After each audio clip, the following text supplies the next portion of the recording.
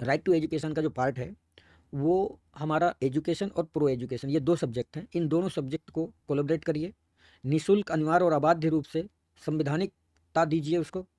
संवैधानिकता के दायरे में जब हमारा कंप्लीट एजुकेशन आ जाएगा तो इस देश के जितने भी प्राइवेट प्लेयर हैं शीश महल वाले, इनको जो है आप बोलिए कि सर संपत्ति आपकी होगी, अधिकार आपका खत्म, टीचर आपके, फिर से उनको हम टेस्ट लेंगे। 10 दिन बाद पाकिस्तान की एक कंपनी है, उसने इलेक्टोरल बॉन्ड के थ्रू बीजेपी को चंदा दिया। यस, रिकॉर्ड में है। आपकी टीम को लगाइए इस बात पे। मोदी जी के साथ पिछले 3-4 सालों से कुछ सही नहीं हो रहा है। पूछिए कैसे? वो जो कुछ करते हैं उसका उल्टा हो रहा है। नोटबंदी करी, उल्टा। जीएसटी लगाया, उल्टा। मतलब 50 दिन मांगे थे, आज 50वां दिन को वो चौराहा ही नहीं आज तक मिला किसी को। भाई साहब, ये बिल्कुल सच है। आप एनालिसिस टीम को बैठाइए, इस पर रिसर्च करिए। मैं आज खुलासा कर रहा हूँ और ये बड़ा खुलासा है। ये मोदी जी पर बड़ा भारी संकट है। नमस्कार, मेरा नाम है सुशील सिंह और आप देख रहे हैं इक्वलेस।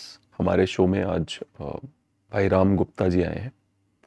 इनसे जब मैंने बात करी है आज के शो में तो एक चीज़ बहुत क्लियर हो गई है कि जो पार्टी का जो कार्यकर्ता है, कार्यकर्ता हर तरह के सवाल को लेता है, उनके जवाब देता है। कार्यकर्ता ग्राउंड पे लड़ता है। कार्यकर्ता ये जो शीर्ष पे बैठे नेताओं के लिए लड़ता है और वो आज भी मुझसे पूरी शिद्दत से लड़े हैं अपनी पार्टी के लिए, अपने शीर्ष नेतृत्व के लिए। वो कितना शीर्ष नेतृत्व, तो कार्यकर्ता कितनी चिंता करता है, ये बहुत बड़ा सवाल है। जैसे कई राज्यों में चुनाव होने के बाद भाजपा के कार्यकर्ताओं की हत्या कर दी गई, क्या भाजपा के शीर्ष नेतृत्व को उनकी चिंता थी? ये बहुत बड़ा सवाल है। लेकिन ये कार्यकर्ता है। अभी रिसेंटली इनका ये वाला वीडियो देखिए जो बहुत वायरल हुआ है। ये वीडियो देखिए आप। नोएडा परी चौक से। क्यों आए हैं? मैं तो अपने काम से आया हुआ हूँ। तो आपने तो ये भी पकड़ा हुआ था। नहीं है, यही गलती हो गई, इसलिए तो साहब पकड़ के लाया मुकेश जी। ये आपका है ही नहीं। नहीं। तो किसने दे दिया? वो वहाँ जमीन में पड़ा था, वो मैं लेडी को देने लगा, इसलिए मैं साहब ने पकड़ लिया। अच्छा, तो आप ऐसे ही आ गए, फंस गए। ऐसे फंस गया। अब मैंने उनको बोला भी ये बात, लेकिन वो मान ही नहीं रहे। अच्छा चलिए ठीक है, फिर चाहिए, बचा लिया आपको मैंने। बिल्कुल बचा लिया। और बताइए, केजरीवाल जिंदाबाद। अब आप बोल रहे हैं केजरीवाल जिंदाबाद। हमें गिरफ्तार नहीं होना है इसलिए। तो झूठ बोल रहे थे अभी। हाँ, मैं झूठ पुलिस थी इसलिए। हाँ, पुलिस थी इसलिए झूठ बोल रहा था। हम लोग कट्टर केजरीवाल के भक्त हैं और जो हो रहा है वो गलत हो रहा है।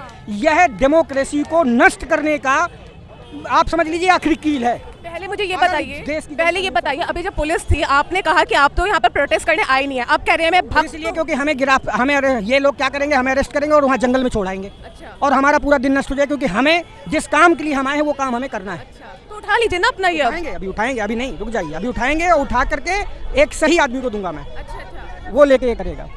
आप कौन से? एक सेकंड, किसको देंगे? अपने सपोर्टर्स जो हैं। तो अभी धीमे से आएंगे चुपके से और फिर ये उठाकर ले जाएंगे। हाँ, हम एक नहीं है, हम बहुत लोग हैं और धीरे धीरे करके आ रहे हैं, क्योंकि जब ये रणनीति के साथ काम करें तो हम भी उसी रणनीति के साथ तो काम ये करें। बताइए, ये आपकी स्ट्रेटेजी है कि जब पकड़े जाएंगे तो कह देंगे हम तो प्रोटेस्ट करने ही नहीं आए? नहीं आए। क्यों? ये इन लोगों की भी यही। सौरभ भाई, ये आपकी रणनीति है। बिल्कुल रणनीति। और ये तो शुरुआत है। 2 बजे के बाद पूरी दिल्ली में ऐसे लोग आएंगे, सारे उत्तर प्रदेश मुझे ये बताओ, फिर पकड़े जाओगे फिर कहोगे कि हम तो नोएडा से आए थे, पकड़े गए। बिल्कुल कहेंगे। जब ये नहीं तो क्या करें, जब ये लोग हमारे साथ राजनीति और छल कर रहे हैं तो छल का जवाब छल से दिया जाएगा। चला दीजिएगा ये स्टेटमेंट। हाँ, चला दीजिए। अब तो कोई नहीं है, अब उठा लो अपना ये। नहीं, रुक जाइए, अभी उठाएंगे। सबकी नजर है, ये लोग बहुत सियाने हैं। अच्छा। हम जो है ना, अन्ना आंदोलन के निकले हुए सिपाही हैं। ठीक है, तो धीमे से चुपके से उठाएंगे। तो यहीं खड़े हैं तब तब तक हम यहीं खड़े रहेंगे। ये इनका जो एक पैम्फलेट है जो ये लेकर आए थे वो छुपा दिया इन्होंने यहाँ पर और बाद में लेकर क्या करें, क्या करें? ये लोग जो है अपराधियों के जैसे वो कर रहे हैं, ऐसे घसीट रहे हैं जैसे कि हम अपराधी हों। अरे अगर डेमोक्रेसी में अगर प्रोटेस्ट नहीं कर सकते हैं, एक पार्टी दूसरी पार्टी के विरोध में नहीं कर सकती। झूठ ना बोलो ना, डंके की चोट पे बोलो। डंके की चोट पे बोल के क्या हासिल हो गया? केजरीवाल जी ने डंके की चोट पे बोला, चोरी चोरी चुपके चुपके आए और उन्हें अरेस्ट कर लिया फर्जी केस में। क्या मिला? हम भी अरेस्ट हो जाएं? क्या हासिल हो जाएगा? हमें जो काम करना है हम करके रहेंगे। अच्छा ये बताओ, इनका मकसद है कि भीड़ को तितर पितर करना। हम उस भीड़ को हिस्सा बन के रहना चाहते हैं। भीड़ में रहेंगे लेकिन पकड़े जाएंगे तो कह देंगे हम तो थे ही नहीं। क्या करें? ठीक है जी भाई, और क्या, यही है तरीका हमारा, यही है तरीका है, ऐसे ही होंगे प्रोटेस्ट। तो जैसा कि आपने देखा कि इस वीडियो में ये कितने स्मार्टली ये बड़े लोग इस पे सवाल उठाएंगे, कहेंगे देखिए पहले माफी मांग रहे थे और ये कर रहे थे, उनकी मर्जी है। राम गुप्ता जी से बात करके मुझे व्यक्तिगत रूप से काफ़ी आनंद आया, क्योंकि उन्होंने सवाल करने पे मुझे कहीं नहीं रोका। उन्होंने कहा आप सवाल करिए, कोई भी सवाल करिए। तो इस तरह के लोग मुझे बहुत पसंद आते हैं, जो कोई भी सवाल करने की परमिशन, या ये कह लीजिए आपको टोकते नहीं। हाँ, कई बार मेरी और उनकी नोकझोंक उस लेवल तक भी पहुंच गई थी जहां पर उन्होंने मुझे व्हाट्सएप यूनिवर्सिटी का स्टूडेंट बता दिया था। जब लेफ्ट पार्टी, जब उनके समर्थक लोगों के पास आर्ग्यूमेंट्स खत्म हो जाते हैं, तो वो एक तमगा लेके आते हैं आपकी नॉलेज को चैलेंज करने के लिए कि क्या तुम व्हाट्सएप यूनिवर्सिटी से पढ़ रहे हो या अंकल आंटियों की बातें सुन रहे हो। इन रियलिटी ऐसा नहीं है। इन रियलिटी ये है कि दो तरह के इतिहास हैं इस देश में। एक वो जो लेफ्ट ने पिछले 75 साल से हमारे दिमागों में ठूस ठूस के भरा है। दूसरा वो इतिहास जो उभर उभर के बाहर आ रहा है, जो सच है, जो बार बार चैलेंज कर रहा है लेफ्ट और उसके द्वारा प्रायोजित पार्टीज को, पॉलिटिकल पार्टीज को, कि तुम झूठ बहुत बोल चुके हो, अब और नहीं चलेगा। आइए देखते हैं राम जी भाई से मेरी ये पूरी बातचीत। बहुत इंटरेस्टिंग पर्सनैलिटी है उनकी, मुझे व्यक्तिगत रूप से बहुत आनंद आया उनसे बात करने में। मैं आम आदमी पार्टी का कार्यकर्ता बाद में हूँ, पहले मैं इस देश का नागरिक हूँ, और इस देश के नागरिक होने के नाते मुझे ये संविधान ने दायित्व दिया है कि मैं एक संवैधानिक मालिक हूँ। जो भी संविधान की शपथ लिए बैठे हुए हैं, चपरासी से लेकर के राष्ट्रपति, पंच सरपंच से लेकर के पंत प्रधान, जितने भी हैं हमारे देश में, जो जिसने भी संवैधानिक पद पे बैठा हुआ है, नीचे से लेकर ऊपर तक, वो सब मेरे संवैधानिक नौकर हैं। और एज अ संवैधानिक मालिक होने के नाते संवैधानिकता के दायरे में रहते हुए उनसे सवाल करना ये मेरा प्रथम दायित्व है। और उनका दायित्व ये है कि वो अकाउंटेबिलिटी ये है कि वो मेरे हर सवाल का जवाब दें। लेकिन अगर आप बायस सवाल पूछेंगे तो क्या जवाब देंगे? मुझे पता है, एक होता है चलो सवाल पूछ रहा है एक नागरिक है साधारण, एक होता है, जैसे उदाहरण देता हूँ आपको, शेड्यूल कास्ट का एक लड़का जो केरला में लेफ्ट द्वारा प्रायोजित उसकी हत्या कर दी जाती है, उसके पीछे कोई भी कारण हो सकता है। अब वो आरएसएस का अगर निकल गया तो फिर पूरा खोदे मीडिया चुप हो जाता है कि, तो अचानक से उसका वो शेड्यूल कास्ट होने का तमगा भी छीन लिया जाता है, उसको बोलते हैं तू इंसान थोड़ी, तो आरएसएस का है। ये क्या चल चक्कर है? देखिए, मैं इतना कह सकता हूं कि मेरी आम आदमी पार्टी फिलहाल जी जब से 26 नवंबर 2012 को हमारा फाउंडेशन डे है, उस दिन से लेकर अब तक लगभग 12 साल हो गए। जी। अभी तक हमारे पास ऐसा कोई रिकॉर्ड नहीं है। नहीं, मैं अपनी पार्टी के, मैं खाली खोदी मीडिया की बात कर रहा हूं। कभी जात पात, सामुदायिक, इन पे हम कभी टिप्पणी करते ही नहीं। वो कौन सी पार्टी क्या कर रही है उससे हमें कोई लेना देना नहीं। हम संवैधानिक पद पर बैठे हुए कोई भी व्यक्ति हैं, अगर वो संवैधानिकता के दायरे में ना रहते हुए ऊट पटांग की हरकतें करते हैं, तो उस पर हमारा पार्टी का स्टैंड एक ही है कि भैया संवैधानिकता के दायरे में आए। जरूरत पड़े आपको तन मन धन से, केजरीवाल भी और दिल्ली सरकार भी पूरी तरह से वक्फ बोर्ड के साथ है। बंबई के अंदर इस देश का जो सबसे अमीर आदमी है, बताते हैं उसका घर वक्फ बोर्ड की प्रॉपर्टी पे बना हुआ है। गलत तो नहीं कह रहा? वहां की सरकार की हिम्मत नहीं है जो उसको कुछ कर दे। हमारी सरकार अगर वहां होती उसकी प्रॉपर्टी तोड़वा देती। जो भी वक्फ बोर्ड को जब भी किसी चीज की जरूरत होगी, दिल्ली सरकार वक्फ बोर्ड के साथ है। जो संविधान ने आपको दायित्व दिए हैं, जनता के हित में, जनहित से जुड़े हुए जो भी काम है, जैसे हमारे शिक्षा पर काम कर रहे हैं, रोजगार पे काम कर, 4 ही होते हैं पब्लिक राइट्स 4 ही हैं। Right to education, right to employment, right to accommodation, right to protection. शिक्षा का अधिकार यानी होल शिक्षा, ऐसा नहीं कि आपने वो आर्टिकल 21A दे दिया, उसमें जो है 6 साल से लेकर 14 साल के बच्चे को आपने पढ़ा दिया, ना वो इधर का रहा ना उधर का रहा, ना वो खेतीहर बन पाया और ना वो पढ़ा लिखा बन पाया। अब मैंने ऐसे बड़े सारे लोग हैं। मैंने PI दाखिल करी थी। जैसे ही उस समय मनमोहन सरकार थी, उस समय मैंने तुरंत एक्शन के मोड पे आकर के मैंने राष्ट्रपति जी के लेट पत्र भी लिखा था कि सर मुझे एक चीज़ बताइए कि ये राइट टू एजुकेशन का ढिंढोरा पीट रहे हो, ये कहाँ का, ये तो अनजस्टफुल कानून बनाया है। मेरा बेटा, मैं एक बेरोजगार पिता हूँ और मेरा बेटा 6 साल का हो गया, मैं उसे आपके इंस्टीट्यूशन में जो शिक्षण संस्थान है उसमें मैं एडमिट करता हूँ, और 14 साल की उम्र में कौन सी क्लास तक, ज़्यादा से ज़्यादा 8वीं क्लास तक पढ़ेगा। अब मैं आपसे 3 सवाल करूँगा कि मुझे बताइए इस देश में ऐसा कोई सरकारी संस्थान या प्राइवेट संस्थान बताइए जो मेरे 8वीं पढ़े हुए बच्चे को जॉब या रोजगार दे दे। जब तक उसका प्रो एजुकेशन फ्री नहीं होगा, निःशुल्क नहीं होगा, अनिवार्य नहीं होगा, तो तब पैसा तक कहाँ जो से है, आएगा उसका? इसके लिए क्या पैसा लगना है? आप मोदी बताइए ना, पैसा अरविंद कहाँ से? केजरीवाल जी ने फ्री में साफ थोड़े होगा, बताता हूँ अगर आपको। कॉलेज वॉलेज में जाए फ्री में कहाँ होगा? बिल्कुल सही हाँ, कह रहे हैं आप। हाँ, बिल्कुल पैसा तो लगेगा जब हाँ, हाँ, सरकारी इंस्टीट्यूशन में फ्री एजुकेशन दी जाएगी। आज हमारे देश में प्राइवेट संस्थान है, उनकी संपत्तियों को हायर कर दिया जाए, हमें कुछ करने की जरूरत नहीं है। मैंने वो सारा योजना बना करके एक ड्राफ्ट बना करके गवर्नमेंट को, पिछली गवर्नमेंट को भी और इस गवर्नमेंट को भी दिया है। 2016 तक में लगातार, जैसे आप खुद ही बोल रहे हैं ना, वैसे मैंने भी किया है, ड्राफ्टिंग करी है, 450, 500 पन्नों के ड्राफ्ट भेजे हैं इनको, लेकिन कोई सुनवाई नहीं। सबसे मेन पॉइंट है कि जो प्राइवेट इंस्टीट्यूशन है, जो शीश महल टाइप के बना रखे हैं इन लोगों ने, ना हमको बोलते हैं ना शीश महल, इसलिए मेरे वर्ड निकल आया कि इन लोगों ने जो शिक्षा के शीश महल बना रखे हैं, प्राइवेट हब बना रखे हैं। आप कोटा में जाइए, वहाँ जाएंगे तो वहाँ की चकाचौंध देख के, और खास करके शाम को ऐसा लगता है जैसे मैं चांदनी चौक में घूम रहा हूँ। जी जी जी जी। आप जाइए, कभी कैमरा घुमाइएगा वहाँ। 5-5 लाख रुपए ले रहे हैं, 2-2 अरे सेमेस्टर का सर, पैसा। आप अगर प्रोफेशनलिज्म में वकालत करना चाहते हैं, सीए का कोचिंग कराने के लिए आपकी सारी संपत्ति, सारी खेत बिक जाएंगे।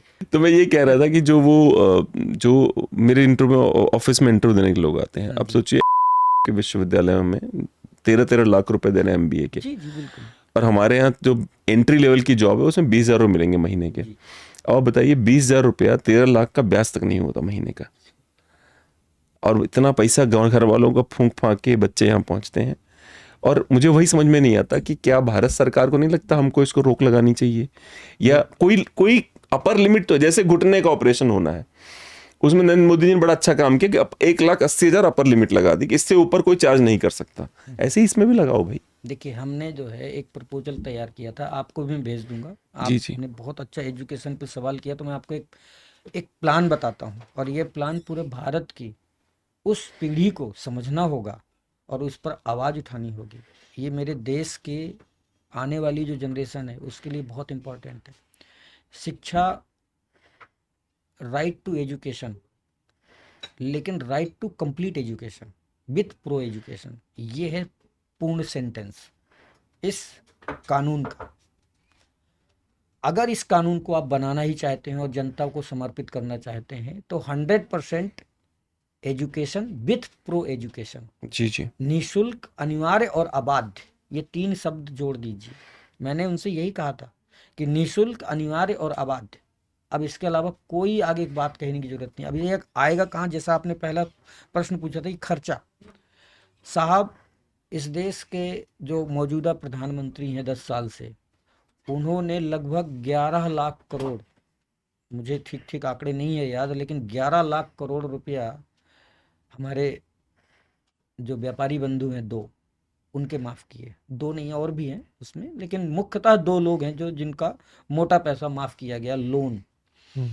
बैंक वाले कुछ कर नहीं सकते। नहीं, वो लोन माफ नहीं हुआ है, वो NPA कहते हैं, sir, non performing sir, assets बन जाते हैं। देखिए, वो बात एक ही है, राइट ऑफ करना कहते सर हैं देखिए, चाहे आप ऐसे करो या चाहे ऐसे करो, वो तो मैं बिजनेसमैन हूं, तो मैं उनकी साइड लूंगा भाई। ठीक अब है, मैं आपको साफ बात बता रहा हूँ, अब मैं अपनी साइड तो लूंगा ना। कब से आप अपनी साइड ले रहे हैं, मुझे अपनी साइड तो लेनी पड़ेगी ना, कि भाई जो राइट ऑफ हो रहा है तो राइट ऑफ बताना पड़ेगा उसको ना। महोदय, एक चीज मैं जानता हूँ, जी जी।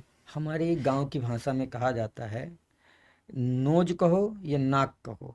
नोज कहोगे तो कहेगा आगे अंग्रेजी बाबू, और नाक कहोगे तो हाँ, उसे अपनापन फील होता। तो हमने यही कहा कि उनका कर्जा माफ किया।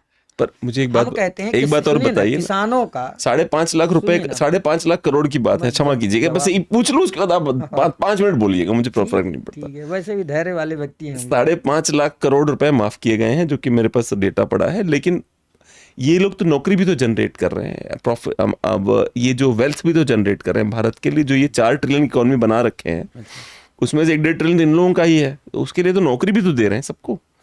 अब जियो में, आप अपने फोन में जियो में सस्ते में इंटरनेट यूज करें, अमेरिका में इतना ही इंटरनेट यूज करें, हालत खराब हो जाएगी सबकी। जी बिल्कुल, हमने इसका भी एक कैलकुलेशन बनाया था, जी, जवाब आज तक नहीं आया। अब आपको बताना पड़ेगा, मैं बताइए, बता दोनों रहा हूं। बताइए। हाँ, कैलकुलेशन दोनों पहले तो बताता हूं। कॉलेज वाला बताना आपने है, फिर 2 इन दोनों का पॉइंट बताना रखे। है। जी एक जी। तो आपने रखा राइट टू एजुकेशन का और राइट टू एम्प्लॉयमेंट का। ये दोनों पॉइंट मैं आपको डिस्कस कर रहा हूँ। राइट टू एजुकेशन पहले कंप्लीट कर दूँ, फिर मैं राइट टू एम्प्लॉयमेंट पे आऊँगा। जो आपने अभी कहा कि प्राइवेट प्लेयर जो है राइट टू एम्प्लॉयमेंट करके देते हैं। सर, राइट टू एजुकेशन के तहत अगर इस देश की complete education with pro education, यानी शिक्षा और प्रशिक्षण, ये दोनों निःशुल्क, अनिवार्य और अबाध्य कर दी जाती है, और इसके लिए कुछ नहीं करना, हमारी तरफ से एक फालतू खर्चा है ही नहीं, वन टाइम इन्वेस्टमेंट है ये सरकार की। मैं इन्वेस्टमेंट क्यों कह रहा हूँ, क्योंकि मुझे मालूम है इससे जो है ना हमारे देश को इतनी बेहतरीन एसेट मिलने वाली है, उसका बाउंस आफ्टर 10 या 20 ईयर के बाद हमारे देश को वाकई में विश्व गुरु बना देगा। अगर ये 10 से 20 साल तक की इन्वेस्टमेंट, जैसे हम LIC में करते हैं ना कि आप अभी इन्वेस्ट करो और 20 साल बाद बढ़िया आपको मिलेगा। नहीं, I agree, interest. I agree. तो हमारा जो ह्यूमन रिसोर्स है इतना बेहतरीन सच के निकलेगा आफ्टर 10 ईयर 20 ईयर आफ्टर। अभी क्या है, शिक्षा के और प्रशिक्षण पे अभी हम लोग जो है ना शिक्षित हो रहे हैं, यानी हमारा IQ लेवल स्ट्रॉन्ग कर रहे हैं, हमारा EQ लेवल और SQ लेवल स्ट्रॉन्ग कर ही नहीं रहे हैं। हमारे देश में अब कहीं कहीं कुछ प्राइवेट प्लेयर्स हैं जो EQ लेवल और SQ लेवल की शिक्षा दे रहे हैं, नहीं तो अभी तक आपको PQ और IQ लेवल के ही लोग मिलेंगे। हमारा इंडिया जो है ऑलमोस्ट IQ लेवल तक पहुंचा है, यानी बनिया बन रहा है। बनिया के बाद क्षत्रिय नहीं अभी बना, और क्षत्रिय से ब्राह्मण बनने में तो अभी लंबा टाइम लगेगा उन्हें। मैं वो वाला ब्राह्मण नहीं कह रहा हूँ जो जाति वाला ब्राह्मण, ये जो है वो वाला ब्राह्मण, थैंक गॉड आप ये समझते हैं। हाँ, वर्ण व्यवस्था, थैंक गॉड, एग्जैक्ट। क्योंकि आपकी पार्टी के बहुत लोग नहीं समझते इसको। नहीं, ठीक है, हम समझते हैं तभी आपके साथ बिल्कुल, बैठे हुए बिल्कुल, हैं। हाँ, हाँ। और ये है तो बिल्कुल, हमने कहा था कि आप जो है किसी को ये कॉन्सेप्ट समझ लीजिए। बिल्कुल, हमने ये प्लान दिया था शिक्षा का, और आने वाले भविष्य में यही होने वाला है। ये चाहे जितना नाक सिकोड़ लें, चाहे जितना बचा लें, अंत में ये जो मैं आज आपको बोल के जा रहा हूँ ये पॉइंट यही होने वाला है, और इसके अलावा इनका कोई रास्ता नहीं बनने वाला। हम जो है अपनी शिक्षा में 2 चीज़ें सुधारनी है। एक तो ये जो एग्ज़ाम वाला पैटर्न है इसको जो है सेल्फ असेसमेंट में कन्वर्ट कर दें, और सिर्फ पूरे जीवन में 2 एग्ज़ाम हो, मैक्सिमम 25 ईयर्स की एजुकेशन विथ प्रो एजुकेशन, 20 साल तक एजुकेशन, 20 साल की उम्र तक एजुकेशन, प्लस जो 5 ईयर बचते हैं वो प्रो एजुकेशन के होंगे, 5 साल डिग्री और हायर डिग्री लेने के, इससे ज़्यादा नहीं होता है। कोई भी आप प्रोफेशनल सब्जेक्ट उठाइए वो 5 ईयर का ही होता है मैक्सिमम। बाकी तो फिर आप अलग से करते रहो वो, और मल्टी प्रोफेशनल डिग्री ले सकते हो। JNU में बैठ जाओ जाके। ठीक है, अब आप JNU को कह रहे हैं, आपको मैं टोक इसलिए रहा हूँ क्योंकि देखिए आप भाई साहब, आम आपने आदमी JNU पार्टी का से नाम हैं। लिया तो पूरे भारत में नहीं पूरे वर्ल्ड में हाँ, आज इंडिया का नाम रोशन JNU कर रहा है। आज भी JNU को प्रथम अवार्ड मिलता है।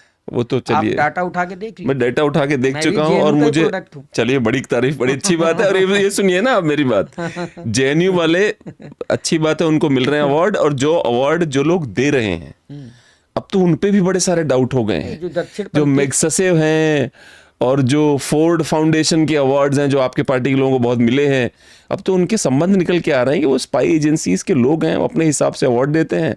और दूसरा एक और सवाल छोटा सा, आपने कहा था राइट टू एम्प्लॉयमेंट, मैंने बोला नहीं, मैंने नहीं बोला, मैं ये कह रहा हूँ वो एम्प्लॉयमेंट जनरेट करते मैं हैं। उसी पे जी आता जी हूँ, जी, वो हाँ, राइट टू एम्प्लॉयमेंट पे ही आता है। जी जी जी, अभी हम हाँ। राइट टू एजुकेशन पे जी, डिस्कस जी, पूरा नहीं बिल्कुल। हुआ, अभी मैं कर लेता हूँ। Please please.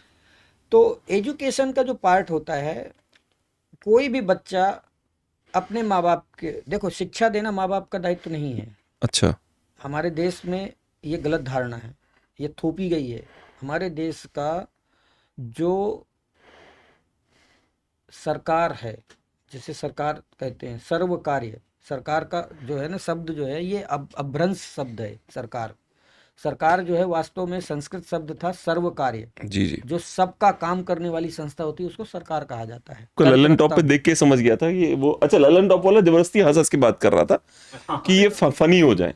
अरे भाई वो बंदा सीरियस है, क्यों फनी होगा जबरदस्ती? बंदा आप ये सीरियस बातें कर रहे हैं, वो जबरदस्ती फनी हुए जा रहा है, फनी हुआ है। क्यों फनी हो रहे हो भाई तुम? वो दरअसल उन्होंने मुझसे बोला भी था, मैंने कहा जाई मेरा स्वभाव नहीं है तो नहीं है। जी जी जी। मैंने उस बच्ची को अलाउ किया था, हाँ हाँ, लेकिन मैं आपको अलाउ नहीं करूंगा। पर वहां पे भी आप सीरियस ही थे, वहां पे आप कोई वो थोड़े हो रहे थे। माफीनामा मांग लिया 2 मिनट में। उसके बाद फिर आप फटाफट बहादुर बोलने लगे, पहले आपने बोला कि वो बिना मतलब गिरफ्तार नहीं होना मुझे। वो प्रेजेंस ऑफ माइंड था। और No दूसरा doubt, पत्रकारिता का एक हुनर होता है हाँ। कि जब भी कोई पुलिस वाला अनावश्यक अनकॉन्स्टिट्यूशनल हैरेस करे तो पत्रकारिता का धर्म है कि उसको कैमरे के सामने नंगा कर दो। जी जी बिल्कुल। उसका नाम ले दिया जो मैंने, पुलिस वाला मुस्कुरा गया है। वो इसलिए नहीं गया, वो इसलिए गया कि अब मैं फंस चुका हूँ, इसका मैंने उसका नाम ले लिया। जैसे ही मैंने नाम लिया हुआ था, ठीक है जाओ जाओ जाओ गुप्ता जी। मेरे पिताजी ने थाना गिरवाया था 1972 में। वो मेरे पिताजी ने 4 डकैतों को पकड़ा जो डाका डाल रहे थे बगल में सोनार के घर में। हम लोग राजपूत हैं, तो मेरे पिताजी बंदूक उठाए गए, पकड़ लाए डकैतों को। तो पकड़ के उन्होंने दरोगा को पकड़ा दिया। रामपुर थाना है मड़ियाहू में।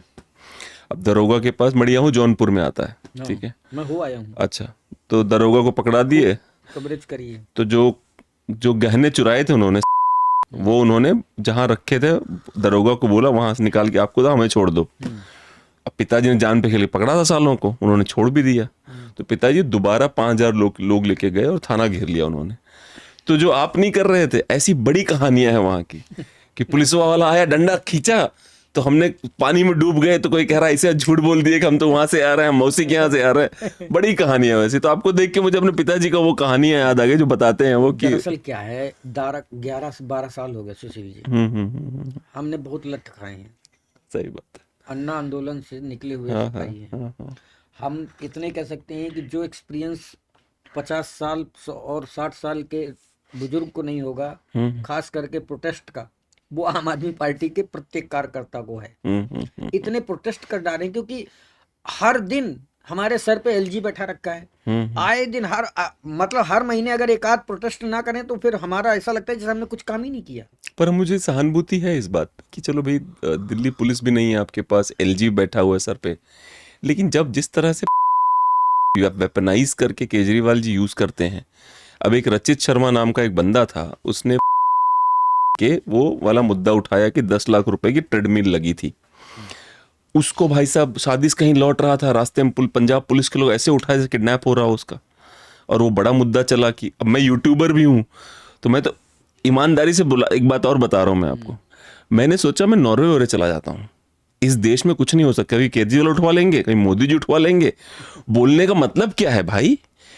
मतलब कोई भी राजनेता उसके खिलाफ बोल दो, वो उठवा लेता है उसको कि भैया कितने। अच्छा, ये मैं नहीं कहूँ केजरीवाल जी ने शुरू करा, शुरुआत तो इधर से ही हुई है, राइट विंग ने शुरू करा ये वाला। वो तो केवल कॉपी कर रहे हैं उसको, पर क्यों कर रहे हैं? वो तो ऑल्टरनेट राजनीति के लिए आए थे। नहीं, वो राइट विंग नहीं है, राइट विंग कहना गलत होगा उनको। ये तो बदनाम करने वाली बात है कि राइट विंग को बदनाम मत करिए। वो लोग खुलेआम गुंडे लोग हैं, वो लोकतंत्र के हत्यारे लोग हैं और संविधान को पूरी तरह से ना मानने वाले लोग हैं। उनका तो इतिहास है, आज़ादी के बाद 52 साल तक उन्होंने इस देश का जो राष्ट्रीय ध्वज है उसको नहीं फहराया अपने कार्यालय में। और राइट विंग का मतलब जिस दिन लोग समझ पाएंगे इस देश के, बहुत से लोग कहते हैं धर्मनिरपेक्ष जो व्यक्ति होता है वो दुनिया में झूठ बोलता है। सबसे बड़ा झूठ है धर्मनिरपेक्ष। आप अगर धर्मनिरपेक्ष हैं तो इसका मतलब आप ह्यूमन वैल्यू को नहीं मानते। ह्यूमन वैल्यू की शुरुआत ही धर्म सापेक्षता से होती है। आप खुद को धर्म सापेक्ष कहिए, क्योंकि आप जब जन्म लेते हो और अंतिम सांस लेते हो उस बीच में जो भी क्रियाएं करते हो, अगर ह्यूमन हो तो, मैं ह्यूमन की बात कर रहा हूँ, अगर आप ह्यूमन हो तो आप धार्मिक ही हो। आप धर्म की ही सापेक्षता पर अपना जीवनचर्या करते हो निर्वाह। ये जो लोग बोलते हैं ना धर्मनिरपेक्ष, ये वो सेकुलरिज्म, भाई साहब सेकुलरिज्म का डेफिनेशन आपको क्या लगता है? आपके महान नेता आदरणीय केजरीवाल जी, जिसको आपने 3 बार जिंदाबाद बोला, तो वो आपको लगता है सेकुलर हैं? क्योंकि मैं उनके 2-4 स्टेटमेंट पढ़ देता हूँ, आप मुझे जवाब दीजिएगा। मेरी नानी कहती है कि बेटा जब किसी और के मस्जिद को तोड़ के मंदिर बनाएगा वहां हम कभी नहीं जाएंगे। और फिर नानी को भी लेके चले गए वहां मंदिर का दर्शन करने के लिए। एक मेरा इसमें सबसे बड़ी पीड़ा जानते हैं क्या है? मेरी पीड़ा पर्सनल क्या है? मैं कोई पहले सेक्युलर बिल्कुल नहीं हूं, मैं प्रॉपर हिंदू राजपूत हूं। मैं अपफ्रंट बोलता हूं, अगर वो मस्जिद टूटी कोई तो जिम्मेदार होगा। अब इस देश में नया ट्रेंड चला है 4 लोग रगड़ दिए, कोई से किसी ने नहीं मारा। मस्जिद इतनी बड़ी टूट के गिर पड़ी, किसी ने नहीं तोड़ा। अभी रिसेंटली भी कुछ हुआ था, उसमें भी सब छूट गए। एक अनामिका गुप्ता नाम की लड़की थी, पता नहीं उसका पूरा नाम, फर्स्ट नेम कुछ और था, उसका रेप हुआ हरियाणा में ले जाके। उसमें आदरणीय उच्चतम न्यायालय ने उनके रेपिस्ट को छोड़ दिया, तो उसका रेप करके मर्डर ही नहीं हुआ, इसका मतलब किसी ने नहीं किया। तो इस देश में ये ट्रेंड क्या चल गया है कि हुआ ही नहीं जी, चलो छोड़ो। इसका सवाल का जवाब तो गृह मंत्रालय को देना चाहिए। अमित शाह को किसी दिन बुलाइए अपने कटघरे में और ये सवाल उनसे करिए कि इस देश में 2 धुरी हैं और 4 हमारे पिलर हैं, लोकतंत्र और संविधान। इनको चलाने वाले वो 4 पिलर। हमारे देश की जो न्यायपालिका है, उस न्यायपालिका में उन्हें नाम दिया गया है न्यायालय, जो न्याय करते हैं, न्याय का मंदिर है, उसे न्यायालय कहा जाता है। और जो न्याय करने वाले लोग हैं उनको न्यायाधीश कहा जाता है। मैं कई बार ये बात बोल चुका हूँ, ऑन कैमरा बोल चुका हूँ कि न्याय की जब तक आप डेफिनेशन प्रॉपर नहीं समझोगे, तब तक आप ना तो न्याय कर रहे हो और ना अपनी कुर्सी पर अपने पद को जस्टिफाई कर रहे हो। बेहतर है कि न्यायालय की जगह फैसलालय लिखिए और न्यायाधीश की जगह फैसलाधीश लिखिए, क्योंकि आप लोग न्याय नहीं कर रहे, आप फैसला सबूतों के आधार पर फैसला थोपते हो या क्या बात है, सुनाते बहुत हो। बढ़िया। आप न्यायालय में जिस दिन आप न्याय करेंगे, न्याय का मतलब होता है सम और उचित। ये 2 शब्दों से न्याय जस्टिफाई होता है। न्याय जो है 2 शब्दों का मेल है, सम उचित, समुचित। ये जो समुचित शब्द है ये संस्कृत की जी जी जी। उचित धातु से बना है, तो समुचित शब्द से न्याय बना है। और ना तो हम बराबरी पे हैं और ना हम सत्य पर है। जो सत्यात्मक बराबरी है उसको न्याय कहते हैं। आप मुझे बताइए, आप सुशील जी हैं, मैं राम गुप्ता हूँ, ठीक, हम दोनों में बराबरी नहीं है। हमारी एजुकेशन अगर हुई है, इसलिए हुई है कि हमारे माता पिता के पास फाइनेंशियली कैपेबिलिटी थी।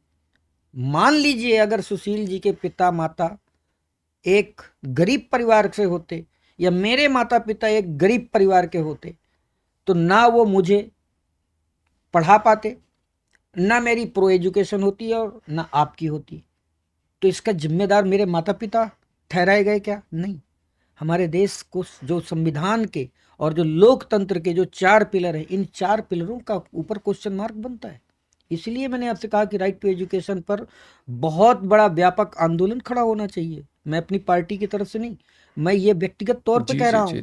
ये हमारा एक मूवमेंट है, जिस मूवमेंट को मैंने 10 साल चलाया है ऑलरेडी, एक संस्था के साथ जुड़े रहकर।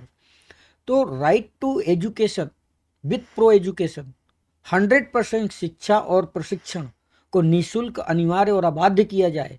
प्रो एजुकेशन में आज की दुनिया में जो भी प्रोफेशनलिज्म आता है, चाहे वो आपका होटलिंग का व्यवसाय हो, उससे जुड़ी हुई शिक्षा हो, चाहे आपका हाथ करघा वाली व्यवसाय हो, उससे जुड़ी हुई प्रशिक्षण हो, क्योंकि कोई भी आप काम जो रोजगार परक शिक्षा है, उसे हम प्रो एजुकेशन की कैटेगरी में डालते हैं। हमारे यहाँ तो लिप सर्विस हो रही है।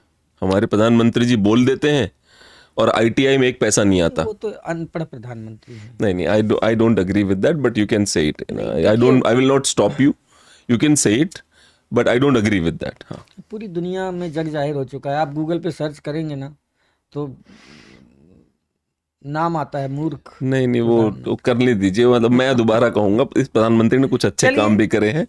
मैं डिसएग्री नहीं, मैं वही वाली बात है ना। आएंगे हम उस पे भी आएंगे। आपके द्वारा सुनूंगा मैं अच्छे काम।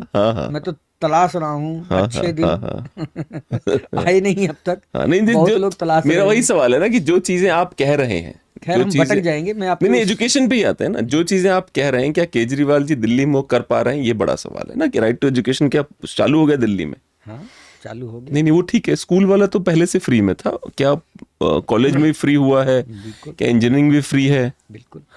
आप अपना चल भाई, कैमरा गूगल कर घुमाइए। यार तू। हाँ ठीक। अपना कैमरा घुमाइए एक बार, हमारे स्कूलों में जाइए, जो अभी एक्सेलेंसी स्कूल बने हैं। नहीं, देखा है मैंने वो स्कूल। एक स्कूल में तो मैं डेफिनेटली गया हूँ। जाइए, आपको वो यहाँ सर्च करके फ्री हुआ है। अपर एजुकेशन फ्री तो नहीं हुआ दिल्ली में? पता नहीं, भाई साहब बोल दें, हम चला भी दें। नहीं, जो हमारी लिमिट है, हाँ, देखिए बहुत सी बातें हैं। आपको पता होगा केजरीवाल जी ने क्या कहा है, हमारा टैक्स हम्म केंद्र सरकार को जो दिल्ली देती है हम्म वो लगभग ऑलमोस्ट जो है सालाना लगभग 1 लाख करोड़ या 2 लाख करोड़ ऐसा कुछ जाता है, और अब तक उन्होंने हमें 350 करोड़ दिया है तो उसमें। खर्चा कैसे चल रहा है इसके केजरीवाल सरकार का? तो अब बाकी और टैक्सेस जो है ना, राज्य सरकार को टैक्स रेवेन्यू जो आता जो है, वैट जो राज्य वगैरह है। सरकार के पास हाँ रहता हाँ है, हाँ हाँ उस पे चल रही है सर हमारे दिल्ली की सरकार। जी जी जी जी। हाँ। एक तो ना आम आदमी पार्टी वाले कोई भी बात बोले तो उसको रिसर्च जरूर करो, नहीं नहीं क्योंकि बिल्कुल आम आदमी पार्टी फेमस है शगुफा छोड़ने के लिए। नहीं नहीं नहीं, नहीं, हम देखिए आपकी पार्टी में सुशील जी, फेमस है। अब जैसे sorry to interrupt you, but अभी वो आतिशी जी कह रही हैं कल 10 बजे बताऊंगी मैं, बम फोड़ दूंगी। पुराना पुराना आपकी पार्टी का चलता है। और 10 बजे क्या बोल रही हैं, भाजपा वाले मुझे अपने में मिलाना चाहते हैं। अरे भाई, भाजपा वाले तो पूरे देश को मिलाना चाह रहे हैं। नई बात बताइए। सुशील जी, पत्रकार का धर्म होता है सवाल करना, जवाब देना नहीं। जी जी जी जी और मेरा धर्म है जवाब देना। जी, क्षमा कीजिएगा, मैं सवाल करिए, जवाब शिगुफे की बात कर रहा मैं था। उसी पे हाँ आता हाँ, हूँ। Please please. हमारा शिगुफा एक ही है, जी जी। बस। सच में हम शिगुफा छोड़ते हैं, हाँ हाँ लेकिन हमारा शिगुफा जो होता है वो जनता के हित में होता है, पहला जी, जी। शिगुफा। जी जी जी हमने दिल्ली के गरीब, झोपड़पट्टी वालों के, रिक्शे वालों के बच्चों को, जो कभी जीवन में उन्होंने सोचा नहीं था कि हमारा बच्चा सरकारी स्कूल में पढ़ करके IITian बनेगा, डॉक्टर बनेगा, इंजीनियर बनेगा। मैं अपनी आंखों से देखा है ये सब चीज़ें, हम झूठ नहीं बोल रहे। उनके घर में मतलब जो बंदा रिक्शा चला करके 5,000 रुपया महीना भी नहीं बचा पाता, वो हायर एजुकेशन कैसे पूरी कर सकते हैं? जैसे आपने अभी इंटरनेट पे सर्च कर रहे हैं ना, ये सच्चाई का सर्च है, और ये सब चीज़ें आपको इंटरनेट में उपलब्ध मिलेंगी। वो बंदा समस्या कौन नहीं आया था जो दिल्ली में झोपड़ों में पढ़ाई फ्री में एजुकेशन दे रहा है, हमारे शो पे आया था? टंडन जो आया था, अशोक टंडन नाम था, आकाश टंडन। आकाश टंडन का ये कहना है कि ना केंद्र सरकार के कानों पे जू रेंगती है, ना केजरीवाल सरकार कानों पे जू रेंगती है। बड़े बड़े दिल्ली शहर के खूबसूरत लोकेलिटी के जस्ट बाहर झोपड़े लगे हुए हैं, और वहां पे हम जाते हैं पढ़ाने के लिए, हम पढ़ा रहे हैं बच्चों को। तो मैंने उसको पूछा कि केजरीवाल जी तो बहुत क्लेम कर रहे हैं, बहुत बढ़िया फ्री में स्कूल चला रहे हैं। कह रहे हैं कुछ नहीं है ऐसा, हम जा रहे हैं पढ़ाने के लिए झोपड़े के बच्चों को, तब वो पढ़ते हैं, वो भी सैटरडे संडे खाली। हम यार बाकी बच्चे पढ़ने ही नहीं जाते कहीं भी। नहीं, ऐसा नहीं है। 18 लाख बच्चे हैं टोटल जो शिक्षा संस्थानों में जा रहे हैं। ये फर्जी आंकड़ा नहीं है जैसे मोदी जी फर्जी आंकड़े देते हैं। गुजरात में जा कर के वो एक बूथ बनाते हैं शिक्षण संस्थान का उस चुनाव के टाइम पे, ऐसे नहीं है। हमारा लिस्ट है। और सर ये सारे के सारे, सुशील जी मैं फिर से कहूँगा, मुझे तो बड़ा आश्चर्य हो रहा है कि ललित जी ने, ललित नाम है, नहीं आकाश टंडन। आकाश जी टंडन जी जी, जी, उनकी प्रॉपर मैं एनजीओ है उनको बेचारे। आह्वान हाँ करता हूँ कि कभी मेरे जैसे नहीं, मैं बंदे से कॉल जुड़ें। करूंगा उनको, आपका नंबर हाँ, दूंगा भाई, और इनसे उनसे बात करिए। मैं चाहूंगा कि वो मेरे साथ चलें। हाँ, मैं हाँ। उन्हें दिखाना चाहूंगा, और अगर वो ऐसा कर रहे हैं हाँ, तो ये संविधान के खिलाफ है, उन्हें ऐसा नहीं करना चाहिए। तो बच्चे पढ़े ना फिर वो। नहीं नहीं, बिल्कुल पढ़ाई जी, जी। करना है, ये सरकार का दायित्व है। दरअसल क्या हो रहा था, हमारी जो 75 साल की परंपरा है, हमने ही वास्तव में निकम्मा बनाया है सरकार को। उनकी अकाउंटेबिलिटी प्राइवेट प्लेयरों ने ले लिया। अब सरकार हो गई आलसी। सही बात। सरकारों ने यही किया है। सरकार तो चाहती है कि हमें कुछ काम ना करना पड़े और फुकट की हमारी तनख्वाहें आती है और गप्पे मारते रहें। आप जैसे मीडिया वालों के सामने बैठ के बढ़िया अपनी फोटो सेशन कराते रहें और अपना ये जो है TRP बटोरते रहें, और 5 साल में एक बार जाएं, हाथ जोड़ें और थोड़ा बहुत पैसे दे करके वोट बटोर लें। काम ना कुछ करना पड़े। जनहित के 4 जो काम है, चाहे वो शिक्षा से जुड़ा हुआ हो, चाहे रोजगार से जुड़ा हुआ हो, चाहे वो सड़क, पानी, बिजली, संचार, परिवहन से जुड़ा हुआ मामला हो, चाहे वो आपकी बीमा, बैंकिंग, स्वास्थ्य और पेंशन या शेल्टरिंग से जुड़ा हुआ मामला हो, ये सारे मामलों में हमारा देश का 75 साल का इतिहास है भ्रष्ट से भ्रष्ट। और केजरीवाल इकलौते हैं 2012 के बाद ये राजनीतिक डिस्कोर्स में शामिल हुआ है। एजुकेशन, एम्प्लॉयमेंट, अकोमोडेशन और प्रोटेक्शन, ये चारों विषयों पर ही हमारी राजनीतिक पार्टी की धुरी टिकी हुई है और हमारी संविधान टिका हुआ है। और हमारे ये जो चारों प्लेयर हैं ना, ये अलग अलग डिपार्टमेंट के हिसाब से, क्योंकि एक डिपार्टमेंट है, उस डिपार्टमेंट के सब डिपार्टमेंट है। हायर एजुकेशन, लो एजुकेशन, मीडियम एजुकेशन, ये अलग अलग सब्सिडरी है, ब्रांच है। जो जिसका दायित्व है वो कर रहे हैं। हमारी कैपेसिटी, अगर मैं कहता हूँ, अगर हमें आज पूर्ण राज्य का दर्जा मिल जाता है और हमारे हाथ में अरे भाई साहब, वो केजरीवाल, आप सवाल तो कर रहे हो, क्वेश्चन मार्क खड़े कर रहे हो, ये नहीं देख रहे हो कि केजरीवाल को मिला क्या है। केजरीवाल इकलौता सीएम है इस देश का जिसके पास एक अपने चपरासी तक को ऑर्डर देने की अनुमति नहीं है। भी मुख्यमंत्री थी, वो उन्होंने भी सेम कंडीशंस में काम किया। केजरीवाल जी ने केवल एक सिग्नेचर ब्रिज बनवाया है, बाकी दिल्ली की सड़कों का विकास को क्रेडिट मिलता है। करप्ट भी थी, मना नहीं करूंगा मैं, एलिगेशन बहुत आपके केजरीवाल जी ने बड़े एलिगेशन लगाया उनके ऊपर, पर काम कर गई, केजरीवाल जी नहीं कर पाते। उसके पीछे ये भी तो कारण हो सकता है, केजरीवाल जी को मुख्य रूप से चाहिए कि पूर्ण राज्य पुलिस हमारी, ताकि जब हम चाहें रचित शर्मा को उठवाना हम उठवा लें खट से, जब हमारा मन करे तब उसको उठवा लें। जब हमारा मन करे कुमार विश्वास घर पे सुबह 3 बजे पुलिस भेजने का, तो हम वही एक बार कुमार विश्वास घर पे सुबह 3 बजे पुलिस पहुंची थी उठाने के लिए। उसको क्या नाम है, वो जो सरदार है एक लड़का जो बीजेपी में है, उसको उठा के उसको हरियाणा से छीन के लाना पड़ गया बीजेपी वालों को। तो क्या ये जो राजनीति में परिवर्तन के नाम पे आए थे लोग, वो बदले की राजनीति कर रहे हैं? सुशील जी, जवाब दूं? प्लीज। पहला तो आपने बोला कि आप ये जो एलिगेशन आपने लगाया जी, जी। पंजाब पुलिस के ऊपर, जी जी बिल्कुल, देखिए आप दो चीजें समझिएगा। मैं वही बोल रहा हूँ जो पब्लिक डोमेन में है, हाँ, कुछ हाँ, ऐसा ठीक है, पर्सनल नहीं है। अच्छा हाँ, है, बिल्कुल, आपने सवाल जो किया पता तो मैं होगा ना उस- आपको, सब पब्लिक डोमेन में है ठीक सारा। है, हाँ, मैं हाँ, जवाब तो दूं। जी जी आप मान लीजिए पंजाब में रहते हैं और आपको अधिकार दिया है संवैधानिक, अगर कोई बात कहता है सार्वजनिक प्लेटफॉर्म पे आकर के, कुछ लोगों को अच्छा लगता है वो बात, कुछ लोगों को उस बात जी, से बिल्कुल, आपत्ति होती है। बिल्कुल बिल्कुल। और आपत्ति होती तो संविधान ने ये भी हमें अधिकार दिया है कि हम उसका शिकायत करें। वो शिकायत करने कहाँ जाएगा, कहाँ जाएगा? हमारे जो हमें जिम्मेदारी में बैठाया गया है पुलिस वालों को कि उनके पास जाएंगे, वो वहाँ एफआईआर होती है। तो इस देश में ये लोकतंत्र की खूबी बता रहा हूँ, इस देश में सबको स्वतंत्रता है। मेरी बातें जो मैं आपसे कर रहा हूँ हो सकता है बहुत लोगों को अच्छी ना लगे, हो सकता है जुडिशरी के बारे में मैंने बोला है कि न्यायालयों को फैसलालय और न्यायाधीशों को फैसलाधीश के नाम से बुलाना उस बात से चाहिए। तो मैं डेफिनेटली एग्री करता हूँ, बिल्कुल लेकिन इसी 100%। प्रकार से पंजाब की किसी नागरिक को नहीं पसंद आया होगा और उसने एफआईआर करी, तो अब क्या पंजाब पुलिस बायस्ड हो जाए? उसने कहा, एफआईआर लिखी, एफआईआर लिखने के बाद वो कुमार विश्वास जी के पास गई और जो था, ऐसा तो नहीं है ना कि इनकी तरह किया हो कि एयरपोर्ट से सामने वाले को उठा के ले आए कांग्रेस के वरिष्ठ नेता, उन्हें सुप्रीम कोर्ट इनसे तो आप जाकर के उम्मीद ही लेना। करते हो ना, ये सब आप ही कह रहे हो ना, इनसे तो मुझे यही उम्मीद है। मैं वो बंदा हूं जिसने 26 नवंबर को जो आप डेट बता रहे हैं, हम सब आपकी तरफ ही थे। आप इस बात को यकीन माने, कोई ऐसा नहीं मिलेगा आपको, ये लड़का है इसके माता पिता वोट देते थे आप लोगों को, ये दिल्ली में रहता है, मैं दिल्ली में रहता था, तो मैं नोएडा नहीं शिफ्ट हुआ था, हम सब आपकी तरफ ही थे।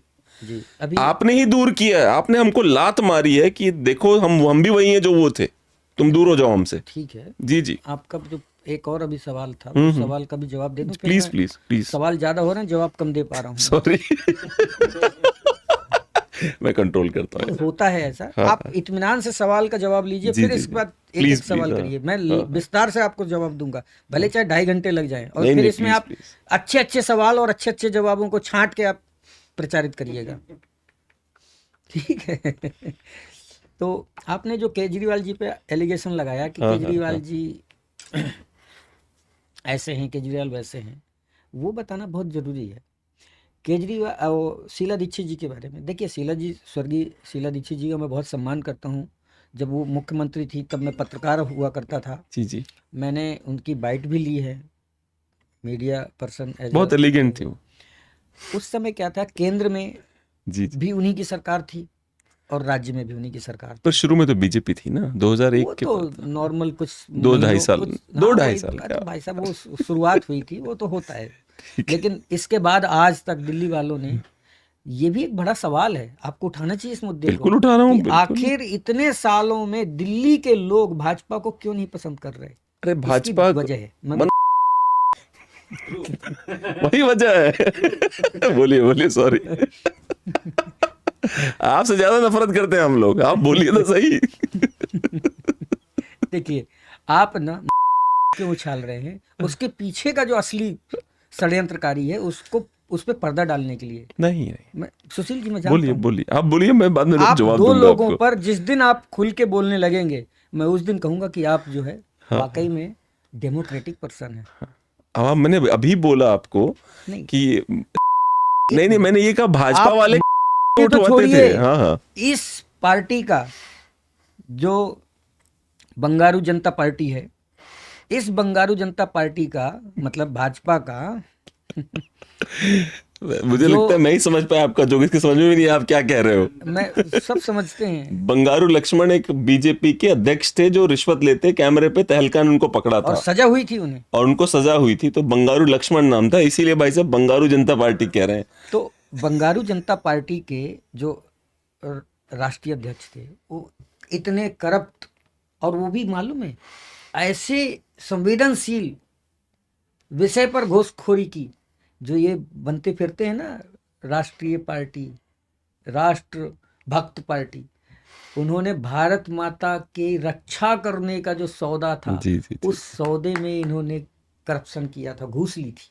No doubt. अब बताइए, अभी इलेक्टोरल बॉन्ड का खुलासा किया हमारे चीफ जस्टिस चंद्रचूड़ साहब जी ने। जी जी जी, उसमें मैं देख रहा था, जब ये पुलवामा अटैक हुआ उसके 10 दिन बाद पाकिस्तान की एक कंपनी है, उसने इलेक्टोरल बॉन्ड के थ्रू बीजेपी को चंदा दिया। अच्छा जी, यस, रिकॉर्ड में है। भाई साहब लिख लो यार ये चीजें, मुझे लिखिए, जो पेपर सर्च चलाने करिए। पड़ेंगे। हाँ दूसरा, हाँ ये कहते हैं ना हम कट्टर गौ भक्त पार्टी हैं, हाँ, हालांकि ये सब जग जाहिर है, साउथ में चले जाओ, हाँ हाँ हाँ हाँ, नॉर्थ ईस्ट में चले जाओ, वहाँ इनकी किरण रिजिजू और ये सब जो है अलग इनकी विचारधारा है, और जब यहाँ दिल्ली में आते हैं तो ये कैमरा में आपके जो है कट्टर हिंदू और कट्टर गौ भक्त कहते हैं खुद को, हैं, और मॉब लिंचिंग करते हैं गौ रक्षा के नाम पे। लेकिन भाई साहब, इलेक्टोरल बॉन्ड से जो काउ स्लॉटर कंपनियां हैं, हाँ हाँ, जो इंटरनेशनल लेवल पे सप्लाई करते हैं गौमांस का, 250 करोड़, ये मैं एलिगेशन नहीं लगा रहा, ये प्रूफ है।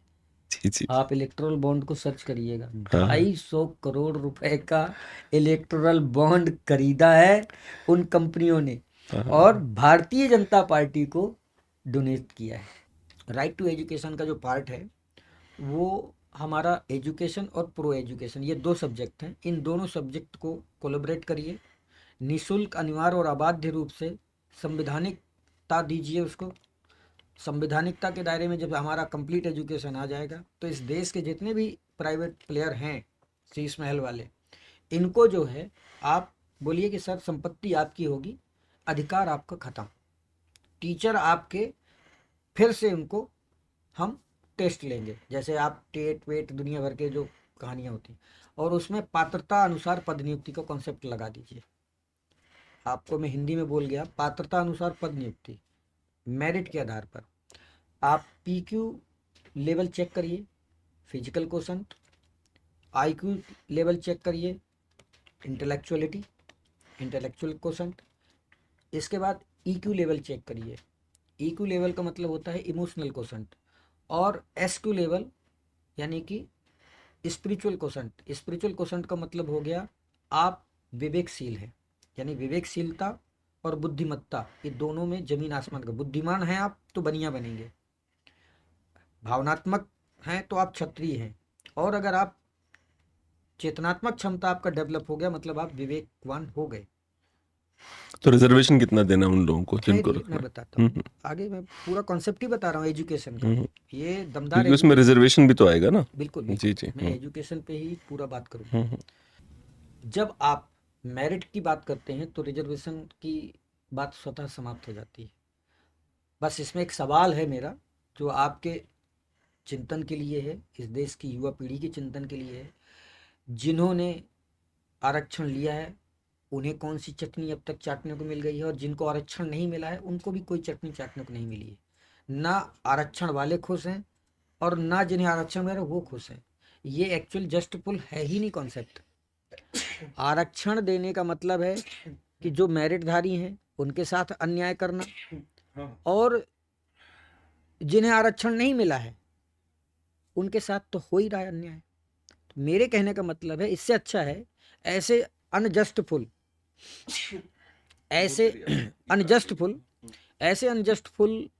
कॉन्सेप्ट को आप अपने संविधान के पैरा से हटा दीजिए, और एक सिंपल सा है पात्रता अनुसार पद नियुक्ति, मेरिट आधारित सारी चीजें लगा दीजिए। चपरासी की नियुक्ति करना है या राष्ट्रपति की नियुक्ति करना है, उसका PQ टेस्ट लीजिए, IQ टेस्ट लीजिए, EQ टेस्ट लीजिए और SQ टेस्ट लीजिए। चपरासी से लेके राष्ट्रपति तक के लिए EQ लेवल होता है, और पंच सरपंच से लेकर के प्रधानमंत्री के पद के लिए स्पिरिचुअल कोशंट जगाना जरूरी है। अगर आप विवेकशील हैं तो आप फिर ये जैसे नरेंद्र मोदी और अमित शाह जी उद्दंडता कर रहे हैं, लोकतंत्र की हत्या करने में लगे हैं, संविधान की हत्या करने में लगे हैं, ये नहीं करना पड़ेगा इनको। स्वतः ये 100 साल, ये बोलते हैं ना 1000 साल का प्लान बताते हैं, मैं मोदी जी को कहता हूं कि आप मेरे कहने पे ये काम कर डालिए, आप अपनी वरीयता सिद्ध कर दीजिए कि आप प्रधानमंत्री पद के लायक हो। छोड़िए आप, मैं नहीं अनपढ़ बोलूंगा आज से, वो सिर्फ एक मेरा सवाल का जवाब दे दें, मैं उनका एग्जामिनर बनूंगा। मैं उनका PQ टेस्ट नहीं लूंगा, ना मैं उनका IQ टेस्ट लूंगा, और ना मैं उनका EQ टेस्ट लूंगा। मैं सिर्फ उनका SQ टेस्ट लूंगा। जी जी उनकी स्पिरिचुअलिटी पर 25 सवाल होंगे। जी जी PQ पर 25 सवाल होते हैं, IQ पर 25 सवाल होते हैं, EQ पर 25 सवाल होते हैं। हालांकि EQ तो है ही नहीं, वो EQ लेवल के नहीं है, वो IQ लेवल तक पहुंचे हैं। और जब कोई व्यक्ति बनिया लेवल का व्यक्ति जब उच्च पद पे बैठ जाता है, यही परिणाम होते हैं जो 10 साल से देश की जनता भुगत रही है।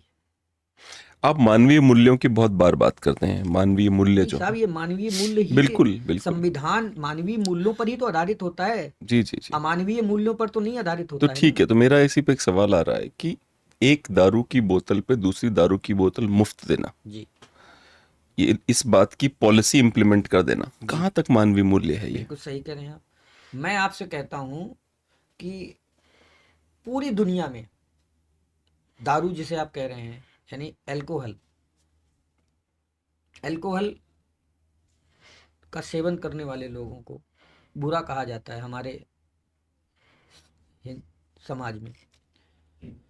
लेकिन बहुत से यूरोपियन कंट्री हैं, आप जाइए वहाँ पानी की जगह दारू ही पीते हैं। सुबह नाश्ते में भी दारू, दोपहर में लंच में भी दारू, खाने के साथ बियर की बोतल खोल के रखते हैं, 24-24 की कैरेट आती है, वहाँ पीते हैं लोग, ठीक है। लेकिन एक स्टैंडर्ड है उनका, लिमिट है उनकी। मैं बताता हूँ आपको, आप तब तक फैक्ट्री चलाएंगे दारू की जब तक कि आपको फैक्ट्री चलाने का लाइसेंस मिला हुआ है। समझिएगा जरा मेरी बात को गंभीरता से। मैं कहता हूँ आप बीमार का इलाज मत करो महाराज, बीमार की जगह बीमारी का इलाज कर दो। आप पूरे देश में एक साथ शराबबंदी कर दो, ये दुनिया भर की नोटंकी करने की जरूरत ही नहीं रहेगी। दूसरी बात, आपने कहा एक के ऊपर एक फ्री, यह टोटल सरासर भ्रामक बातें हैं। वो एक लाइन जैसे पकड़ लिया, और वो आजकल जमाना यही चीज का है, वो ट्रोल आर्मी भाजपा की एक के ऊपर एक फ्री दे रहे हैं। मेरे ऑफिस में दिल्ली से कम 5 लड़के आते हैं, सबने खरीद रखी है। भाई साहब मैं कहता हूँ उनके आपने बिल देखे थे? जी अरे भाई वो बच्चे हैं, मुझे ठहरिए ना, वो क्यों झूठ बोलेंगे, उनको क्या मिल रहा ठहरिए है? ना। ना वो आपके हैं ना बीजेपी के ठहरिए हैं। तो सही। कोई अगर दारू की दुकान से ये ऑफर के साथ अगर कोई खरीद रहा है तो इसमें बुराई क्या है, बताता हूँ कैसे। उसी रेट पे आप पहले एक बोतल खरीदते थे। जी जी दारू तो तब भी अभी भी फ्री ही मिलती थी एक जगह पे। आप किसी कैंटीन में जाइए, अगर आपके पास कैंटीन का कार्ड है तो जो मार्केट में दारू की कीमत 100 रुपया है, ठीक है, वो दारू आपको 40 रुपए अब में आप मिल जाएगी। एप्पल और ऑरेंज को कंपेयर कर रहे हैं, आम और सेब को कंपेयर कर रहे हैं नहीं, उसकी आप, अपनी- जस्टिफाई करने के लिए अपनी सर, पार्टी एक को। मिनट। आम की अलग महत्ता है, एप्पल की अलग महत्ता बिल्कुल, है। मैं यहाँ पर बिल्कुल। आम और एप्पल नहीं, आप कंपेयर मैं वही यहाँ कर रहे हो पर- ना, आर्मी मैं को ले आ रहे हो आप बीच नहीं, में। ठहर तो जी लीजिए जी साहब। हाँ हाँ मैं रिक्वायरमेंट की बात कर रहा हूँ। आप दारू के सेवन के लिए आप कैपेबल हैं तो आप दारू पी रहे हैं। मैं कहता हूँ दिल्ली की 2 करोड़ आबादी है, 2 करोड़ आबादी है।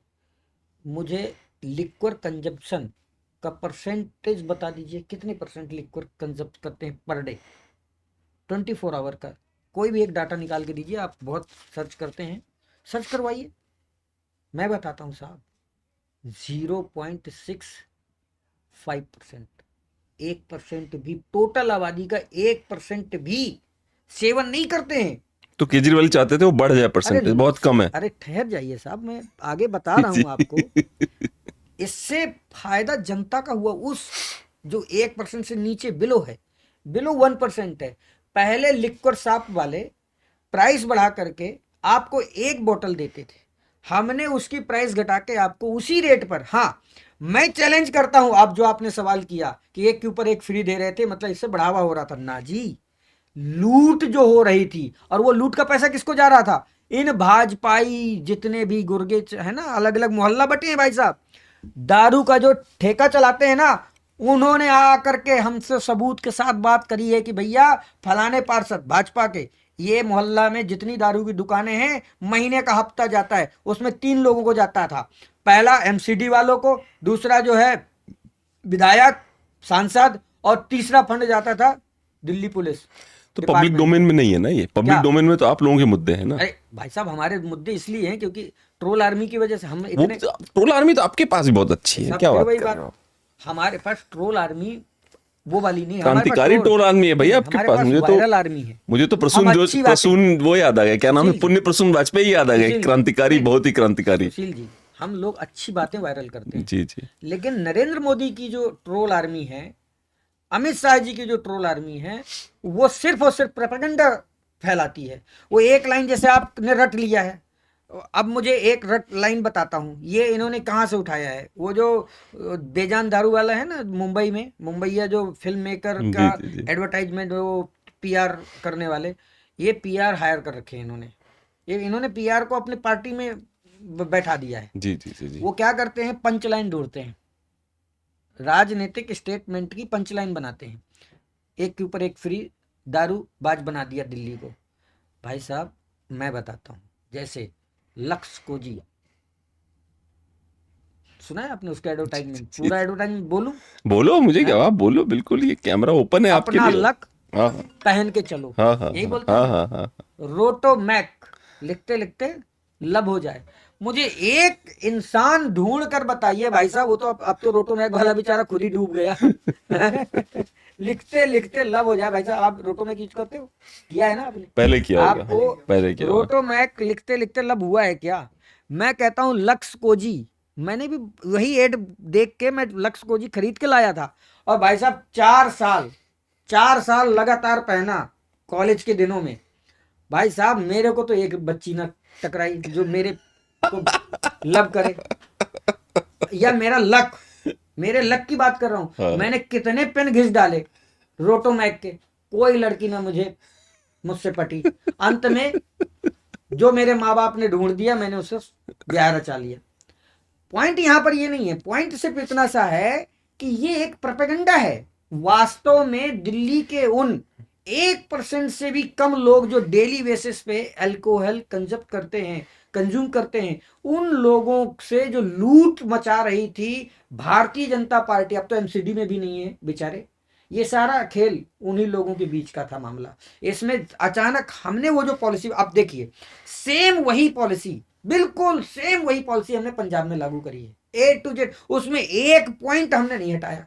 हमारा रेवेन्यू पहले ही साल भाई साहब 10,000 करोड़ से ऊपर का बढ़ा है। कहां से आ गया ये रेवेन्यू? सार्वजनिक बात है। और सुनिए, इससे पहले जो इनकी पुरानी पॉलिसी थी, आप गूगल सर्च करने वाले हैं तो आप सर्च करिए, मैं आंकड़े बता रहा हूं। मिनिमम 5,000 से मैक्सिमम 10,000 के बीच का आंकड़ा है वो। अभी एक दिन प्रेस कॉन्फ्रेंस में बता रहे थे वहां के जो प्रवक्ता हैं पंजाब के, हमारी आम आदमी पार्टी के और सरकार में बैठे हुए जो डिपार्टमेंट के लोग, तो मैंने सुना था 5 से 10,000 करोड़ के बीच का रेवेन्यू आया, कलेक्ट हुआ है। क्यों आया है? ये इसलिए आया है क्योंकि पहले की जो सरकारें थी पंजाब के अंदर, वो सरकारें सरकार के खजाने में नहीं पैसा आने देती थी, जैसा अभी दिल्ली में भाजपा कर रही थी। दारू के ठेके वालों से इन्होंने हफ्ता वसूली करते थे। हमने वो चीज बंद करके हमने क्या करा कि भैया ये बीच के जो दलाल लोग हैं इनको बाहर करो, जो भी देना है जो भी अपना हिस्सा बनता है सरकारी टैक्स के रूप में वो आप ओरिजिनली करो। तो 2 सवाल है मेरे पास ठहरिए, इसी अभी में। पूरी बात कहाँ हाँ, हुई? करिए करिए आप। तो दारू के मामले में जो एक के ऊपर एक फ्री वाला है, ये एक भ्रामक प्रोपेगेंडा था जिसको स्पष्ट रूप से क्लियर कर दिया है। दरअसल वास्तव में शराब का जो घोटाला जिस पर हमारे 4 नेता, शीर्ष नेता जो है जेल में डाले गए, उनमें से अभी कल जी जी एक बिल्कुल। नेता बाहर आए। वास्तव में जब आंकड़ा देखा हमने कि यार वास्तव में हुआ क्या था, कहाँ से कहानी शुरू हुई, तो कहानी शुरू होती है शरत रेड्डी से। शरत रेड्डी एक फार्मा कंपनी अरविंदो फार्मा के डायरेक्टर शरत रेड्डी को जब गिरफ्तार किया जाता है ईडी द्वारा,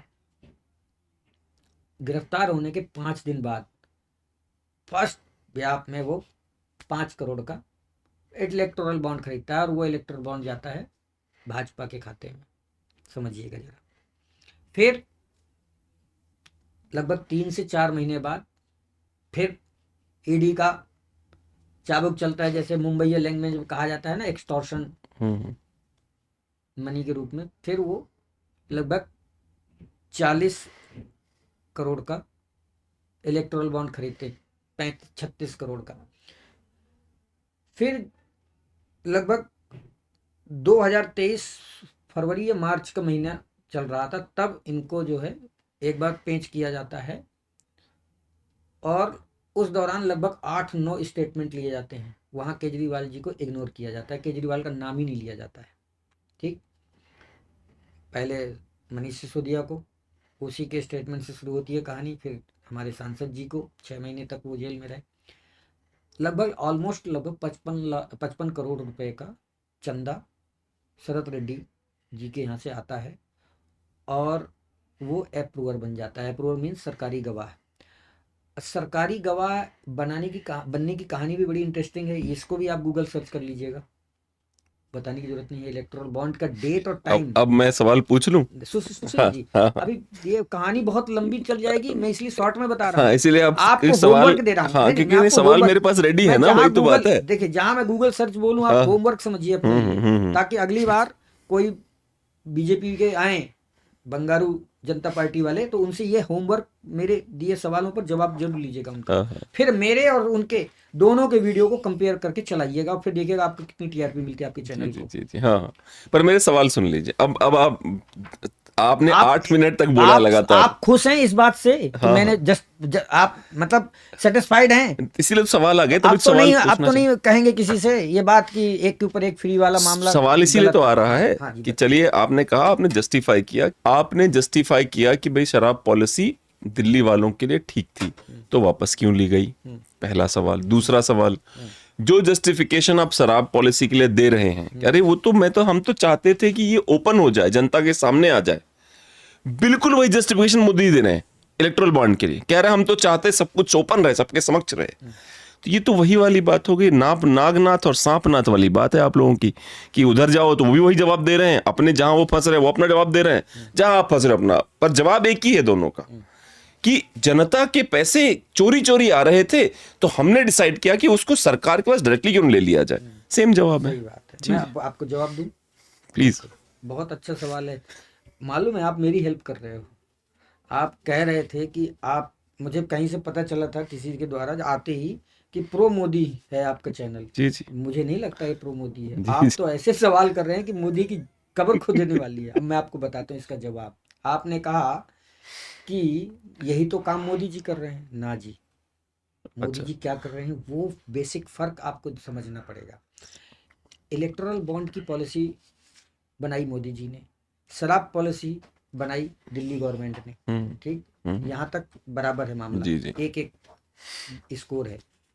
अब खेल यहाँ से शुरू होता है। पॉलिसी बन गई। दिल्ली की जो पॉलिसी है शराब की, उसको अप्रूव करने वाला मालिक कौन?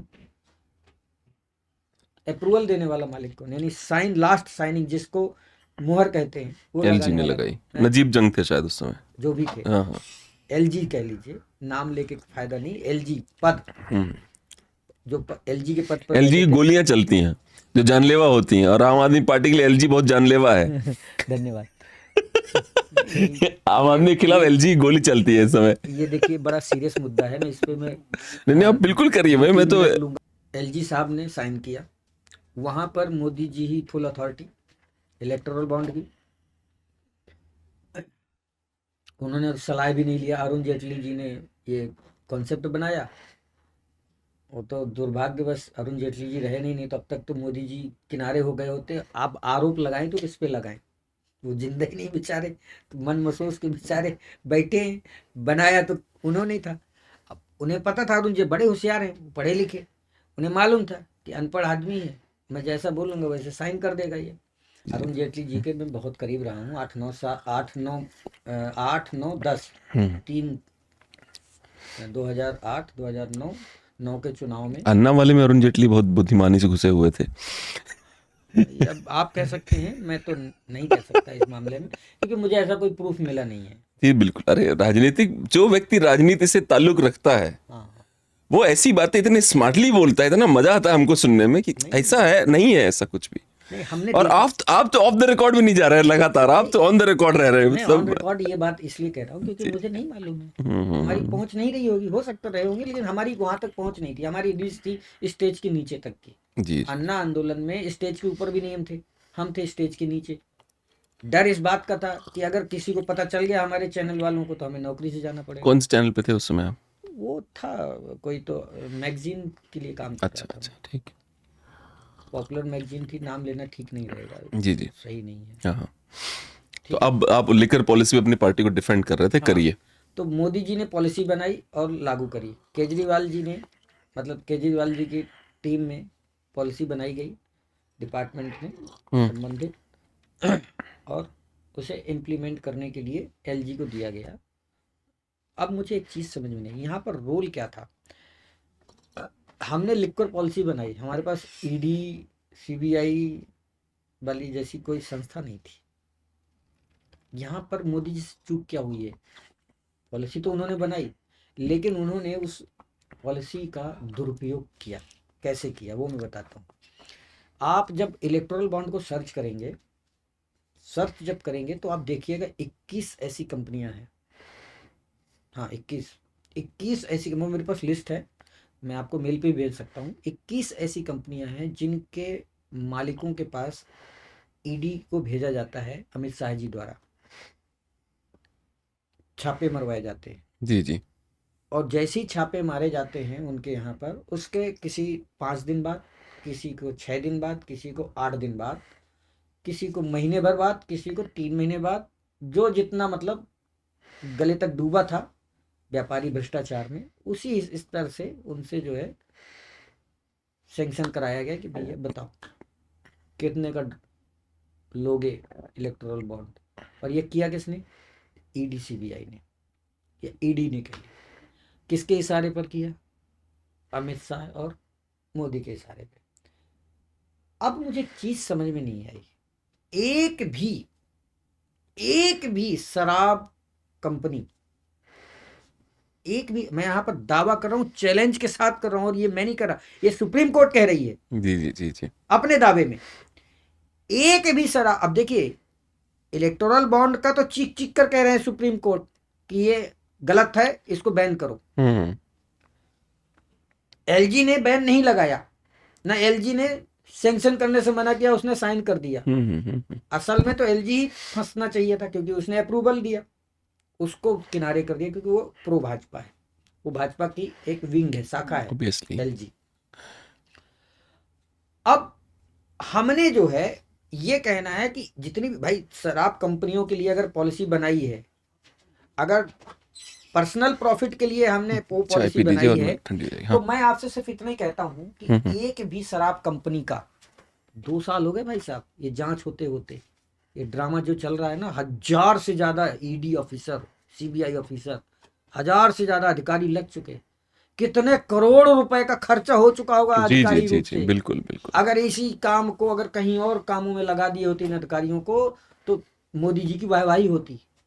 जिस काम में इनको यूज करना था वहां नहीं यूज कर रहे, ये अपने विरोधियों को धराशायी करने के लिए मन गढ़ंत वो मनोहर कहानियां हमारे सांसद जी कहा करते तो हैं संजय सिंह। 140 करोड़ रुपया प्रॉपरली गया है आपकी भाई पार्टी साहब, को, एक establish- मनगढ़ंत कहाँ से मैं हुआ? कह रहा हूँ इस्टेब्लिश हो और गया। चलिए मान लीजिए स्टैब्लिश नहीं भी हुआ, साहब- 2-3 चीजें हैं। आप लोग जिस कोर्ट को साक्षी मान के ये कह रहे हो कि कोर्ट ने इनको टोका है, वही कोर्ट जमानत नहीं देता, थोड़ा सवाल बड़ा है। एक तो वही कोर्ट जमानत नहीं दे रहा है, दूसरा कि एलजी ने जिस पे साइन कर दिया तब भी गलत है, एलजी नहीं किया तो आप लोग कहते हो काम नहीं करने दे रहा हमको, तो एलजी काम करने दे तब प्रॉब्लम है, नहीं दे। अब तीसरा सवाल इसी में, एक एक कर जी जी 3 सवाल आपको पूरा टाइम होगा जवाब देने का। तीसरा सवाल, कम से कम नरेंद्र मोदी और जो भाजपा वाले हैं बाह मरोड़ के ले रहे हैं, भले ही ले रहे होंगे जैसा आप क्लेम कर रहे हैं, मान नहीं लेते बात हैं, आप क्लेम कर रहे हैं, मैं कह रहा हूं मान लेते हैं ऐसा कर रहे हैं, हाँ, कर रहे हैं। हाइपोथेटिकली मान लेते हैं कर रहे हैं, कम से कम वो आतंकवादियों से पैसा तो नहीं ले रहे ना। जैसे गुरुपतवंत सिंह पन्नू ने कहा कि लगभग 140-142 करोड़ रुपए हमने दिए केजरीवाल को, और वो बात गुरुपतवंत सिंह पन्नू अकेले नहीं कह रहे हैं, वो बात कुमार विश्वास भी कह रहे हैं कि इस बंदे ने मुझे कहा कि या तो तू एक नए, या तो मैं मुख्यमंत्री बनूंगा या तो स्वतंत्र राज्य का प्रधानमंत्री बनूंगा, स्वतंत्र देश का। और ना ही केजरीवाल जी ने आज तक उनके खिलाफ कोई मानहानि का दावा किया कि भाई ये झूठ बोल रहा था तो मेरी इतनी 100 करोड़ की मानहानि, जैसे केजरीवाल के खिलाफ गडकरी ने भी कर दिया था, आदरणीय गडकरी जी ने, और अरुण जेटली ने किया, और दोनों बार केजरीवाल जी ने माफी मांग ली जाके, जो कि बहुत लॉजिकल भी है कि नॉनसेंस करने के बजाय माफी मांग बात खत्म करो। बिल्कुल। तो आप 3 सवालों का जवाब दीजिए। पहला सवाल आपका ब्रीफ, एलजी अगर करे तो गलत, ना करे तो गलत, तो दोनों है। आपका सवाल, दूसरा पहले एलजी पे आता हूँ। एलजी पे, हाँ देखिए, एलजी जो भी कर रहे हैं वो सारे के सारे जो है अमित शाह मोदी जी के कहने पर कर रहे हैं। लिक्कर पॉलिसी जो बनाई गई, हम आज तक हमने नहीं कहा कि लिक्कर पॉलिसी खराब थी। अगर खराब होती तो हम पंजाब में उसे क्यों लागू करते?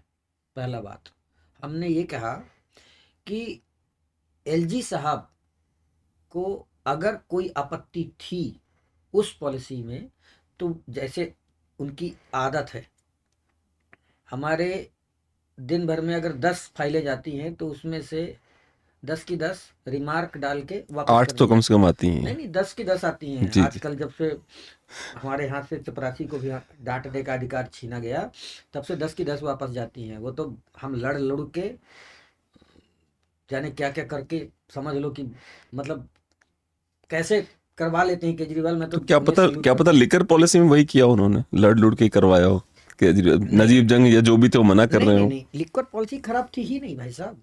वो आज भी हम स्वीकार करते हैं, लिक्कर पॉलिसी कहीं से किसी प्रकार से खराबी नहीं थी। और ना ही हमारी, देखें केजरीवाल जी कह रहे हैं ना उन्होंने करप्शन किया। मनीष सिसोदिया भी कह रहे हैं करप्शन नहीं किया। संजय सिंह जी भी कह रहे हैं करप्शन नहीं किया। तब भी 6-6 महीने जेल में रह रहे हैं, तो उस पे भी आता हूँ। कोई कोर्ट छोड़ने को तैयार नहीं हो रहा। ठहर जाइए महाराज सुशील जी, जवाब तो सुनिए। आपने पहला एलजी वाला तो मैंने बता दिया। जी जी जी जी जी, दूसरा जो आपने कहा कि फिर जमानत क्यों नहीं हो रही, बिल्कुल नहीं हो रही है। सही हाँ कह रहे हाँ हाँ। पीएमएलए पर जो अमेंडमेंट हुआ उसमें क्या था? पहले के उसमें ये होता था कि पहले जो है संस्थाएं, सरकारी संस्थाएं प्रूफ करती थी कि आप गिल्टी हो, तब आपको जेल में डाला जाता था। जी जी, इसमें मोदी जी ने बड़ी स्मार्टली हमें वहाँ एनआरसी और सीए में फंसा के रखा, और उधर उन्होंने चुपचाप अमेंडमेंट करके उसको ओके कर लिया। ऑर्डिनेंस है। कहा ऑर्डिनेंस था। अच्छा अच्छा, नहीं मुझे पढ़ना पड़ा, ये सॉरी, हाँ मुझे पढ़ना पड़ेगा। और हो सकता है शायद कानून में संशोधन किया है, तो ऑर्डिनेंस अच्छा, ही हुआ, जी संशोधन जी किया गया बिल्कुल, था। हाँ तो उसमें जो है इन्होंने हेरा फेरी कर दी शब्दों की। वो नॉट गिल्टी, प्रूवन गिल्टी, मतलब पहले संस्थाएं प्रूफ करती थी कि आप गिल्टी हो कि नहीं हो। अब जो बंदे को पहले जेल में डालो और बाद में जब तक वो स्वयं नॉट गिल्टी प्रूफ नहीं हो जाता या प्रूफ नहीं कर देता खुद को, तब तक वो जेल में सड़ता रहेगा। ये तो बहुत ज्यादा ही रिग्रेसिव पॉलिसी है भाई, मैंने तो पहली बार सुना है। वही तो मैं कह रहा हूँ। इसी बात के लिए तो जस्टिस खन्ना, जो सुप्रीम कोर्ट के जो ईडी के मामले में जो पैनल बैठा है 3 लोगों का, उसमें उन्होंने भयानक कड़ी फटकार लगाई, इतना लताड़े गए हैं। आज ईडी को एक्सटॉर्शन डिपार्टमेंट क्यों कहा जाता है?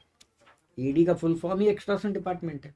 तो एक्सटॉर्शन डिपार्टमेंट का मतलब ये है कि वो सिर्फ और सिर्फ आज हमारे देश के जितने भी सरकारी इंस्टीट्यूशन हैं उन सब को ख़त्म कर दिया गया है और उन्हें एक गुलाम मानसिकता का पिछलग्गू बना के छोड़ दिया गया है।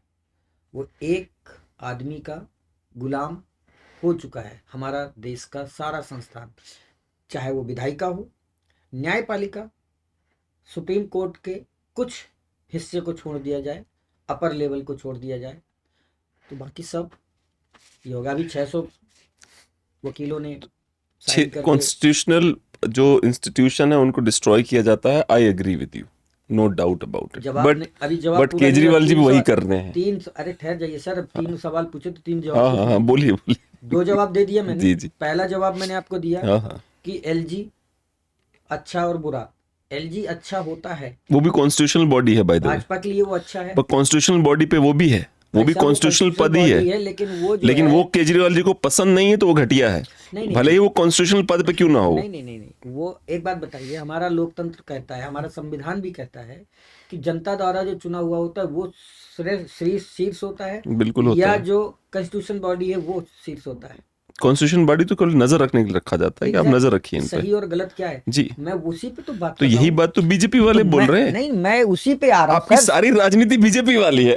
जरा मैं मुझे वही वो बात दे सर, मैं कह चार्जिंग रहा डेज हूँ का। आपसे कि अगर पॉलिसी खराब थी तो उस पर सैंक्शन क्यों किया?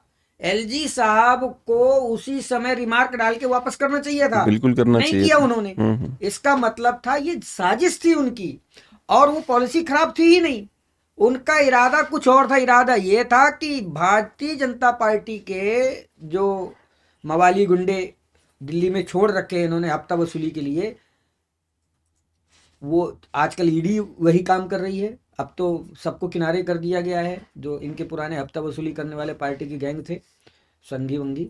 लेकिन अब जो है ईडी काम कर रही है। वो अब पहले वो प्राइवेटली करते थे, अब ये सरकारी इस संस्थानों का इस्तेमाल करते हैं, काम वही एक्सटॉर्शन वाला ही। जी जी, उस दारू की पॉलिसी में अगर कोई झोल होता तो केजरीवाल जी किसी भी कीमत पर पंजाब में उसे नहीं लागू करते, और इसी बात को प्रूव करने के लिए उन्होंने पंजाब में लागू किया। और जब से लागू किया भाई साहब, पूरे पंजाब में जितना भी शराब माफिया था आज रो रहा है। मेरे पास अनगिनत फोन आए सिफारिश के लिए, अच्छा, आते ही रहते हैं कि यार बहुत गलत हुआ, बहुत गलत हुआ। अब हम ये नहीं, मैंने कहा ठीक है, जब तक एंजॉय किया, एक प्रदेश जो पहले से ही नशे में डूबा है, उसमें आप एक दारू पे एक दारू की बोतल फ्री दे रहे हैं और आप कह रहे हैं बहुत अच्छा किया हमने वहां पे। मैं आपको फिर से कह रहा हूँ कि उस आप कह रहे हैं ना नशे में डूबा था, उसे नशे में डुबाया किसने? भाजपा ने, कांग्रेस ने, सरकार वही बात। कांग्रेस की लगातार रही है। वही बात, कांग्रेस भर को आप क्यों आप तो आप टारगेट निकालो करें? ना उसको बाहर भाई नशे साहब, से, एक आप लोग मिनट, क्यों नहीं निकाल रहे हो? एक मिनट, बीजेपी किसकी चिट्टे आज भी चल रहे हैं पंजाब में भाई साहब, क्या बात है? आम आदमी पार्टी वाले कहाँ कर रहे आप हैं? बीजेपी पर मैं जवाब ही नहीं सुनना चाहते। जी, मैं सुन रहा हूँ, बिल्कुल किसी सुन भी- रहा हूँ। आप मुझे बताइए अकाली दल किसके साथ था? तो बंद क्यों नहीं हुआ, वो भाई सवाल साहब, है ना। मैं आपसे कहता हूँ जब से, सुनिए ना, जब अरे मेरे पे सुनिए, ये अत्याचार कर रहा है, मैं आपको चुन लेता हूँ। मैं आपको तो सच्चाई आप बताता तो हूँ। खत्म करो ना यार। मैं आपको सच्चाई बताता हाँ। हूँ, जब से आम आदमी पार्टी सरकार आई और ये शराब पॉलिसी खत्म करी, अकालियों ने भाजपा से संबंध ही तोड़ लिए। क्योंकि उन्हें पता चल गया है कि भैया भाजपा के साथ रह करके हमारा कोई भला होने वाला नहीं है। क्योंकि हमारी जो आमदनी का असली जरिया था, जो हमारे ट्रकों बोरा बोरा भर के जो रुपया आता था हर दिन, भाई साहब कितनी छापे पड़े, तो उसमें जो है ना कितने नेताओं के, अकालियों को और कांग्रेसियों के घरों से भाई साहब वो नोट गणने वाली मशीन होती ना, वो निकली है। अच्छा जी, हाँ। अरे बाप रे। और ये मैं नहीं, हमारे मुख्यमंत्री साहब है भगवंत मान साहब, उन्होंने सार्वजनिक कहा ये बात है, उसमें मीडिया पटल पे। भाई साहब वो नोट गिनने वाली मशीनें तो बैंकों में होती हैं, बैंकों में पाई जाती हैं। हो सकता है आप जैसे बड़े व्यापारियों के पास भी नहीं, हो मेरे सकती पास नहीं है। हैं। नहीं, मैं बता रहा हूँ आपको ज्यादातर। अब मैंने ये नहीं समझ में आया आज तक, मोदी जी जवाब दे इस बात का कि वो नेता के घर में वो मशीनें क्या कर रही हैं, और एक दो नहीं, अनगिनत। इसका मतलब है कि भाई भारी मात्रा में वो पैसा आया आता होगा, नकदी भ्रष्टाचार का ही पैसा था, और वो एक ही दो जगह से आता था। एक तो रेत माफिया से, दूसरा नशे के माफिया से। हमने नशे की सारी पाइपलाइन खत्म कर दी, ऐसी पॉलिसी ले आए। लिक्कर पॉलिसी जो हमारी चलाई, उससे क्या हुआ, सडन एक ही साल में हमारा जो रेवेन्यू था, लिक्कर रेवेन्यू, भाई साहब बूम कर गया। कहाँ 700 800 1000 करोड़ रुपए आता था पूरे साल का, वहां 5 से 10 हजार करोड़ रुपए रेवेन्यू आना शुरू हो गया। मैं और आपको वो टोक नहीं पैसा रहा हूं, आप बोलिए। नहीं, वो पैसा पूरे पंजाब की शिक्षा व्यवस्था, रोजगार व्यवस्था, चिकित्सा व्यवस्था, और बाकी अभी नहर परियोजना में क्या बेहतरीन काम किया है, किसान झूमा पड़ा है। बिजली फ्री कर दी हमने, पानी फ्री कर दिया हमने, नहरों पर पानी आ, जिन नहरों पर सूखा पड़ा था उन नहरों में पानी आ रहा है, जो खेतों के लिए सिंचाई का काम करते हैं। और एक बात बताओ, कितने सालों से इन अकालियों के समय से जो बंद पड़ी मिल थी, पावर प्लांट हमारा, मोदी क्या करता है, सरकारी संस्थानों को प्राइवेट प्लेयर को बेच देता है, अपने अडानी और अंबानी को।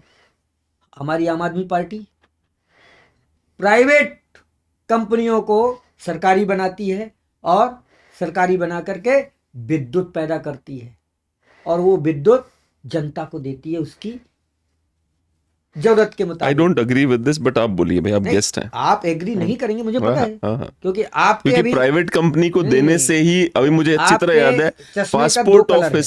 पासपोर्ट ऑफिस सर सरकार के पास था, वहां पे पासपोर्ट नहीं बनते थे, वहां पे दलाली चलती थी।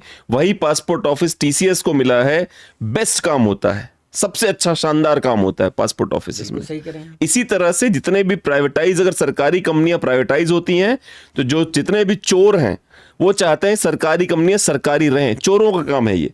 जब प्राइवेट टाइप टीम वाले घुसते हैं तो वो मोस्ट ऑफ द टाइम अपने प्रॉफिट के लिए ही, उसमें ऐसा नहीं भला नहीं कर रहे किसी का, वो अपने प्रॉफिट के लिए उसको प्रोफेशनल बना देते हैं। ये इतना मैं आपको कहना चाहूँ। सुशील जी, जी, सबसे पहले तो जो आपके चश्मे के दो कलर हैं, एक भगवा और मतलब एक तरफ का हरा, हाँ। तो हरा और भगवा ये दोनों पे सिर्फ एक छोटा सा काम करना है, इसके बीच में एक पीली बिंदी लगा दीजिए। जी जी जी जी। मजाक नहीं कर रहा हूँ। हाँ हाँ हाँ। फिर देखिए एकदम क्लियर विजन ना दिखने लगे तो बताना, मैं बताता हूँ इसकी वजह। आपने कहा प्राइवेट प्लेयर, आपने TCS उसके अभी का नाम, गुरुपतवंत सिंह पे बोलना है आपको। हाँ, वो रह गया है। मैं प्राइवेट प्लेयर जी जी। की बात आपने करी, वो भी TCS की। आपने पता है अनजाने में आपने मोदी सरकार की नाकामी गा दी। लानत है ऐसी सरकार पर कि एक सरकारी योजना को कॉन्ट्रैक्ट पे चलाना पड़ रहा है। इसका मतलब ये निकम्मी सरकार है जो सरकारी योजना।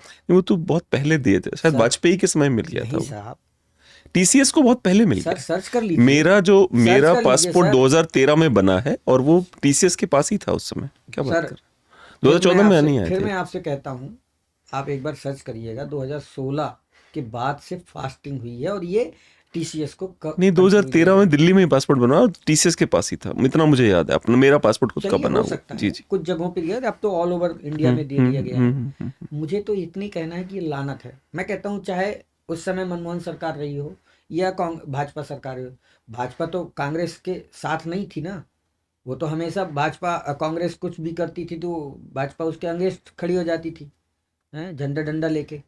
तो फिर मोदी जी को ये वाली जो TCS वाली कहानी है ये क्यों पसंद आ गई? क्योंकि वो खुद कांग्रेसी माइंड के हैं, और कांग्रेसी माइंड के नहीं होते तो आज जो है भाजपा को पूरा कांग्रेस में क्यों कर देते। हाँ हाँ, पूरी ये तो भाजपा ये को तो मेरी साइड, समझ के बाहर है। भाजपाइयों को बाहर कर दिया और कांग्रेसियों को समेटे, तो भैया फिर तो इसका मतलब साफ है कि वही पुरानी कांग्रेसी तो भाजपा में मजे ले रही है। ये तो मुझे सरप्राइजिंग लगता है कि भाई हाँ? जरूरत क्या है वो कि देखो कांग्रेसी बड़े होशियार हैं, कांग्रेसी पहले भी राज कर रहे थे, बस इनका एक प्रधानमंत्री भर बदला है भाई साहब, और कोई नहीं बदला। मुझे ऐसा लगता है भाई साहब, मुझे ऐसा लगता है कि राजनीति में कुछ भेड़िए हैं जो केवल अलग अलग पार्टियों का वेट करते हैं उनके ग्रो करने का। जैसे आपकी पार्टी में बहुत सारे भेड़िए घुस गए, कांग्रेस में थे, इसमें उसमें थे, सब चले गए आपके यहाँ पे। आपके यहाँ से छूटेंगे तो बीजेपी में आ गए, बीजेपी में छूटेंगे तो कहीं और चले जाते हैं। आम आदमी पार्टी का पीछे नहीं छोड़ेंगे। अरे भाई साहब 12 साल की बच्चा पार्टी है, नहीं, किस आप- भेड़िए का नाम आपने, एक मिनट, मैं आप पे आरोप लगा रहा हूँ और इसका प्रूफ कीजिए आप किसी एक आपकी भेड़िए पार्टी में किसी कांग्रेस एक वाले भेड़िए- नहीं आए। नहीं, आए नहीं, हाँ नाम नहीं, जवाब दीजिए। नहीं। 0 कांग्रेस वाले हैं। अरे फिर वही बात, नॉर्मल से मैं किसी एक बड़े पदाधिकारी का नाम तो बताइए जो कांग्रेस का चर्चित कोई पदाधिकारी। हम लेते ही नहीं भाई साहब, हम लेते ही नहीं। हमारे पास लाइन लगा करके खड़े हैं, हमारी आम आदमी पार्टी में भाजपाई कांग्रेसी खड़े हैं, लेकिन हमारे नेता केजरीवाल जी का स्पष्ट कहना है कि हमें जो है उस नौजवान को लेना है जिसकी उम्र 18 से 50 साल है, लेकिन बेदाग हो, बिल्कुल, और योग्य हो, हाँ, जैसे और राजनीतिक जैसे उसकी सोमनाथ सोच- भारती जी, हाँ तो उसमें क्या योग्यता जैसे नहीं है? अमानतुल्लाह खान जी। तो क्या इनमें योग्यता नहीं है? छोड़िए यार, नहीं, हमें नहीं, डिस्कस ये करके दोनों कोई फायदा नहीं है। ये दोनों को कंट्रोवर्शियल बनाया किसने? वो तो ये हमारे वही वाली बात है, नहीं, जिस वो तो जिसके ऊपर हमारे आरोप लग केजरी- जाए उसे आप भाई बताओ कि ये तो साहब, कंट्रोवर्शियल बना दिया गया है वो तो इसको। हमारे केजरीवाल जी पर भी आरोप है भाई साहब। तभी तो जमानत नहीं मिल रही है, इतनी मैं कह रहा कोशिश कर हूं, ले रहे मैं हैं। उस पे आ रहा हूँ। पीएमएलए हाँ। क्या जो कानून है वो इस हाँ। खतरनाक तरीके से बनाया गया है कि उस पे सिंपल सी भाषा है, जब तक आप स्वयं को नॉट गिल्टी नहीं प्रूव कर देते हैं तब तक आपको जमानत कोई दे ही नहीं सकता है। वो तो जय हो सुप्रीम कोर्ट की कि उसने धमकी दी, ये धमकी भरे लहजे में कहा है सांसद जी के मामले में, संजय सिंह जी के मामले में, कि आप जस्टिफाई करिए कि मैं इन्हें जमानत क्यों ना दूं, और अगर आप इसका विरोध करते हो तो फिर मजबूरन मुझे जजमेंट देना पड़ेगा। मतलब उन्होंने मर्यादा सिखाई है ईडी को कि अभी भी समय है, तो आप इस तरह के फर्जी केसेस मत डालो। सुनिए तो अब इसमें तो देखते ये भी जाइए। आरोप, इसमें तो ये भी आरोप लग रहे हैं कि संजय भाई को तो प्रॉपरली बाहर लाया गया है ताकि अब ये बन जाए मुख्यमंत्री दिल्ली के, और ये सुनीता जी जो बहुत ऊपर उछल रही है इनको रोका जाए। मैंने आपसे क्या कहा, और इनको बीजेपी वालों ने निकलवाया क्योंकि ईडी ने इसलिए विरोध नहीं किया। इकलौती राजनीतिक पार्टी है, 12 साल में हमारे पार्टी के नेताओं पर 197 एफआईआर हुई हैं अब तक। हरकतें ऐसी रहेंगी तो FIR होगी ना भाई साहब, भाई क्या साहब, बात कर फिर रहे हो आपने आप? आरोप लगा दिया। मैं अभी आपसे एक हरकत का नाम पूछूंगा, अभी मैं बता रहा हूँ, नहीं, लिकर आपने- पॉलिसी नहीं, नहीं, घोटाला। नहीं, भाई साहब एक मिनट, अभी आपने क्या कहा था हाँ। कि हमारी पार्टी में भी वो क्या नाम लिया था आपने, वो सब भेड़िए जो होते हैं, राजनीतिक आप भेड़िए एक कहा जाता भेड़िए है का इनको। नाम नहीं बता पाए। भैया मैं वही कह रहा हूँ, अगर भाई आप साहब, पॉपुलर नाम पूछ रहे हो तो नहीं है, अदरवाइज बड़े दिक्कत लोग हैं यहाँ आपके पर यहाँ पे चश्मे भी। की है भाई साहब। अभी भी आपके चश्मे का 2 ही कलर है, जी, 3 कलर का बनाइए, उसमें पीला कलर घुसाइए बीच में, और वो भी यहाँ पर ये जो चिद बिंदु है ना, जिस दिन आपके चिद बिंदु पे पीला वाला वो लगेगा ना, चंदन का टीका लगना शुरू हो जाएगा। मैं दावा करता हूं आपका विजन एकदम क्लियर हो जाए आम आदमी पार्टी के प्रति। चैलेंज करता हूं आप जैसे यूथ कोशिश को, मेरी करूंगा उम्र मैं। में आप छोटे ही होंगे, बिल्कुल 1-2 साल, बिल्कुल। हाँ हाँ, आपका विजन जब तक क्लियर नहीं होगा आपकी विवेकशीलता नहीं दर्शाई जाएगी। मैं मानता हूं कि हम अभी जो कर रहे हैं ये अपनी टीआरपी के लिए काम करते हैं। वैलिडिटी ये है इसकी कि साल 2 साल 5 साल 10 साल, अगर आप लॉन्ग टर्म के लिए इसे आप अपना प्रोफेशनलिज्म मानना नहीं चाहते मैं हैं प्रोफेशनल नहीं है तो- मेरा, मैं तो केवल सुनिए ना मेरी बात, मैं आपको लेके इसलिए एक्साइटेड था क्योंकि पहली बार मुझे कोई ऐसा व्यक्ति मिल रहा है जो सरकार से रिलेटेड है। हाँ तो मैं ठीक है, सरकार तो से- इसीलिए मैं इस तरह के सवाल मैं और लोगों से बहुत पूछता रहता हूँ, ऐसा नहीं है। देखिए, तो मैंने कहा चलो आप आ रहे हैं तो आपसे सारे सवाल पूछे जाएंगे बिल्कुल ऐसे। नहीं, और आपका धन्यवाद है कि आप अलाउ कर रहे हो। कई लोग तो बोलते हैं भाई मत पूछो, हम तो जा रहे हैं। मैं बिल्कुल अलाउ करता हूं क्योंकि मैं बेबाक बोलता हूं, और अपनी पार्टी वालों को मालूम है, मेरी पार्टी को सबको पता है कि ये बंदा कुछ अलग है, ये अलग मिट्टी का बना हुआ है, इसे कंट्रोल नहीं किया जाता, और जितना इसे कंट्रोल करेंगे ये और उछलेगा। पॉइंट ये नहीं है साहब, पॉइंट ये है कि आप जो सवाल कर रहे हैं उसमें आपकी जो टिप्पणी होती है हर सवाल के बीच में, जब मैं जवाब देता हूँ उस जवाब में कहीं ना कहीं आप घुसा देते हो, और बेफजूल का होता है, उसका कोई सरोकार नहीं।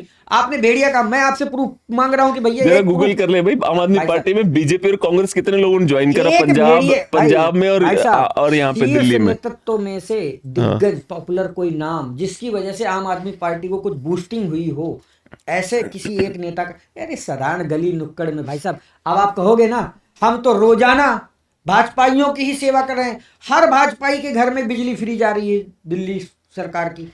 वो एहसान थोड़े कर रहे हैं। अब मोदी जी सुनिए ना, आप आम आदमी पार्टी के समर्थक हमने हैं, आप कहा- उत्तर प्रदेश से हैं, यही पॉइंट अब है। योगी जी इसे कर ही रहे हैं तो नहीं- आप ये थोड़े उस बोलोगे इसलिए योगी मैंने जी कहा कि इस सारी चश्मे जनता के के बीच में लिए। आप पीला कलर मिक्स करिए। अब ये तो नहीं, आरोप आपने लगाने कहा- वाली बात। मैं अब कह रहा आप हूं। सुनिए मेरी बात, आप हमने कब योगी कहा जी कि हम एहसान कर रहे हैं? योगी जी यूपी में काम करते हैं, आप यूपी में रहते हैं, आपको जो भला हो रहा है वो तो योगी जी, अब योगी थोड़ा है, अच्छा तुमने मुझे वोट नहीं दिया तुम कैसे ले सकते हो ये भला फायदा, ऐसे बिल्कुल हो थोड़ा रहा होता है, गरीबों के घर जी। टूट रहे हैं, बुलडोजर कल्चर आ गया, ये तो अच्छी भला है।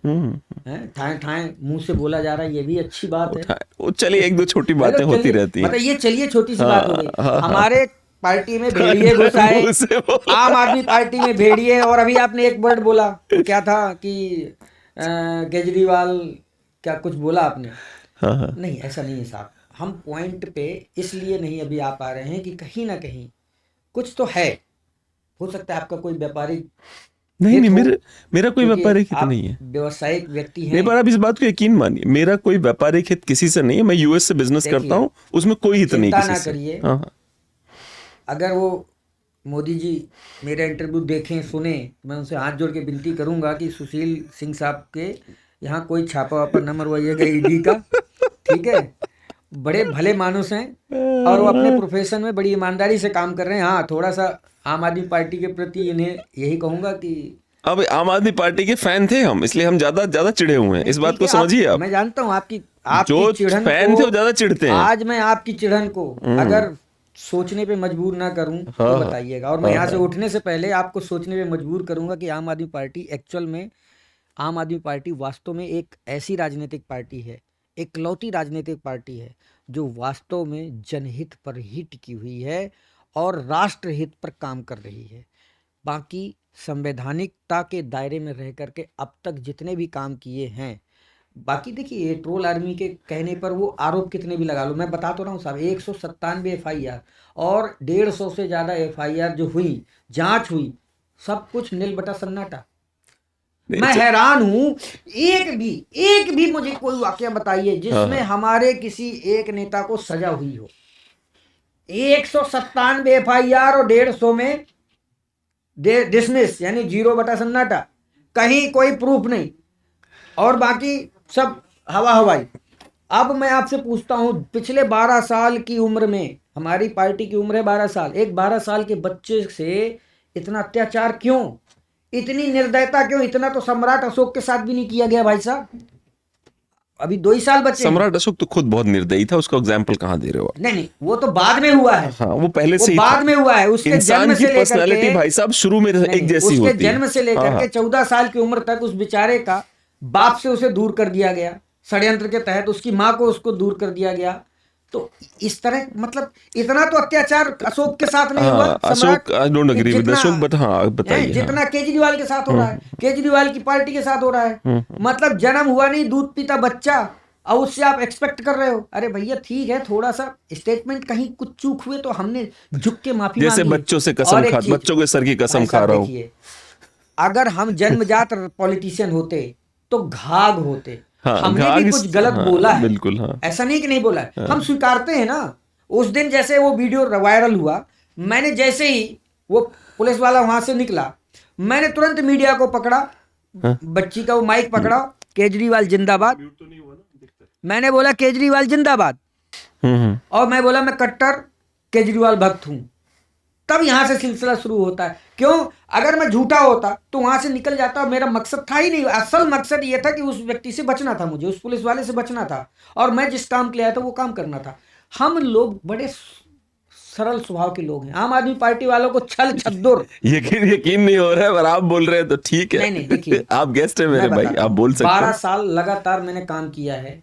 मेरे जैसा विवेकशील व्यक्ति, मैं खुद को विवेकशील क्यों कह रहा हूं, मैं चैलेंज करता हूं, जो अपने आप को सबसे ज्यादा विवेकशील मानता हो आज की डेट में, वो मेरे से डिबेट कर ले। मैं 80 घंटे का रिकॉर्ड बनाए बैठा हूं डिबेट करने के लिए। सिर्फ चाय भर पिलाते रहो, मैं 80 घंटे एक जगह पे बैठ के डिबेट करने को तैयार हूं। चलिए 80 घंटे नहीं, और आप जो सवाल आप करेंगे मैं उन सवालों का सटीक जवाब दूंगा, बशर्ते कि आरोप अगर लगा, देखो आप सवाल करिए, आरोप मत लगाइए। पार्टी पर जब आप आरोप लगाते तो फिर उसके जवाब भी ध्यान से नहीं, बिल्कुल। मैं तो आप क्या करते हैं, जहां मैं जवाब देने लगता हूं और वो आपका मेरा जवाब आपके मतलब का नहीं होता है, तो आप उस जवाब में मुझे सवाल उलझा देते हैं, यानी काउंटर करना शुरू कर देते हैं। भाजपा के बारे में जहां मैंने कुछ बोला सच्चाई, तो आप कहते भाजपा की सच्चाई, भाजपा सच्चाई तो मैंने खुद उजागर करी आपके सामने। देखिए ये तो तय है सुशील जी, इसको अन्यथा ना लीजिएगा कि कहीं ना कहीं आपको व्यक्तिगत आप स्वीकार भी चुके हैं कैमरे के सामने कि आपका आम आदमी पार्टी से खुन्नस है। नहीं, मेरी पहले लगाव था भाई, आप जिस पहले लगाव भी तो था वो। आप इसको बात को समझिए ना, इश्क में जो बंदा परेशान हो जाता है, किसी के बॉयफ्रेंड गर्लफ्रेंड नीच निकल जाते हैं तो वो चिढ़ जाता है उससे। इस लेकिन बात को समझिए। ठीक है, ये जो प्रोफेशनल है, हाँ, हाँ, ये हाँ। वर्क आपका व्यक्तिगत नहीं है। पर इस बात को समझिए, ये मेरा, ये जो मेरी, आपका जो मीडिया वाला काम है, हाँ, पब्लिसिटी वाला काम हाँ, है, हाँ, ये हाँ, प्रोफेशनलिज्म है। हाँ, इस हाँ। प्रोफेशनलिज्म में आप पर्सनल लाइफ को इन्वॉल्व नहीं कर सकते। हाँ,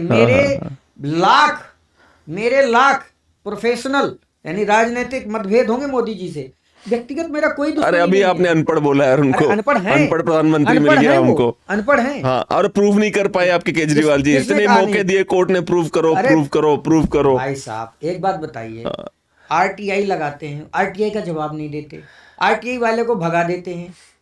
जिस यूनिवर्सिटी ने आरटीआई लगाई, सुनिए तो, दिल्ली की जिस यूनिवर्सिटी ने आरटीआई लगा के पूछा, उस यूनिवर्सिटी पे केस कर दिया। उन्होंने बोला भाई बाढ़ में गया, प्रधानमंत्री से कौन उलझेगा। आपने, मैं आप आपको- लोगों ने ईवीएम पे आरोप लगाए कि हम हैक करके और दिखाएंगे। एक चीज, अरे सुनिए तो साहब, हाँ, हाँ। उनके जो सर्टिफिकेट अमित शाह जी ने सार्वजनिक किए थे एजुकेशन के, उसमें इंटायर पॉलिटिकल साइंस, आज तक लोग ढूंढ रहे हैं कि भैया मैं भी इंटायर पॉलिटिकल साइंस करूं तो कम से कम अगली बार मैं भी प्रधानमंत्री बन वो जाऊं। तो ठीक है, पर आप नहीं, प्रधानमंत्री, आप एक मिनट। प्रधानमंत्री फिर भी आपको देखिए, हराते हैं, यहीं पर, यहाँ पर फिर भी देखिए, राष्ट्रीय नेता बन के सुशील बैठे जी, हैं। अब देखिए, यही आपका है भाजपा के प्रो भाजपा होने का प्रूफ, कि जहां मैंने सच्चाई बकना शुरू किया, आप मैंने मैं कहा चलिए मान लेता हूं कि दो मोदी जी कलर के पढ़े लिखे बीच नहीं में। है, पर सुनिए ना आप, उसके बाद भी मोदी जी तो पीएम बन के बैठे हैं ना। केजरीवाल जी इतने पढ़े लिखे, कौन रोक रहा है, बनो पीएम यार। मोदी जी बड़े भोले भाले हैं, अब मैं आपको बताता हूँ। अच्छा, मोदी जी बेचारे बुरी तरह फंसे हैं।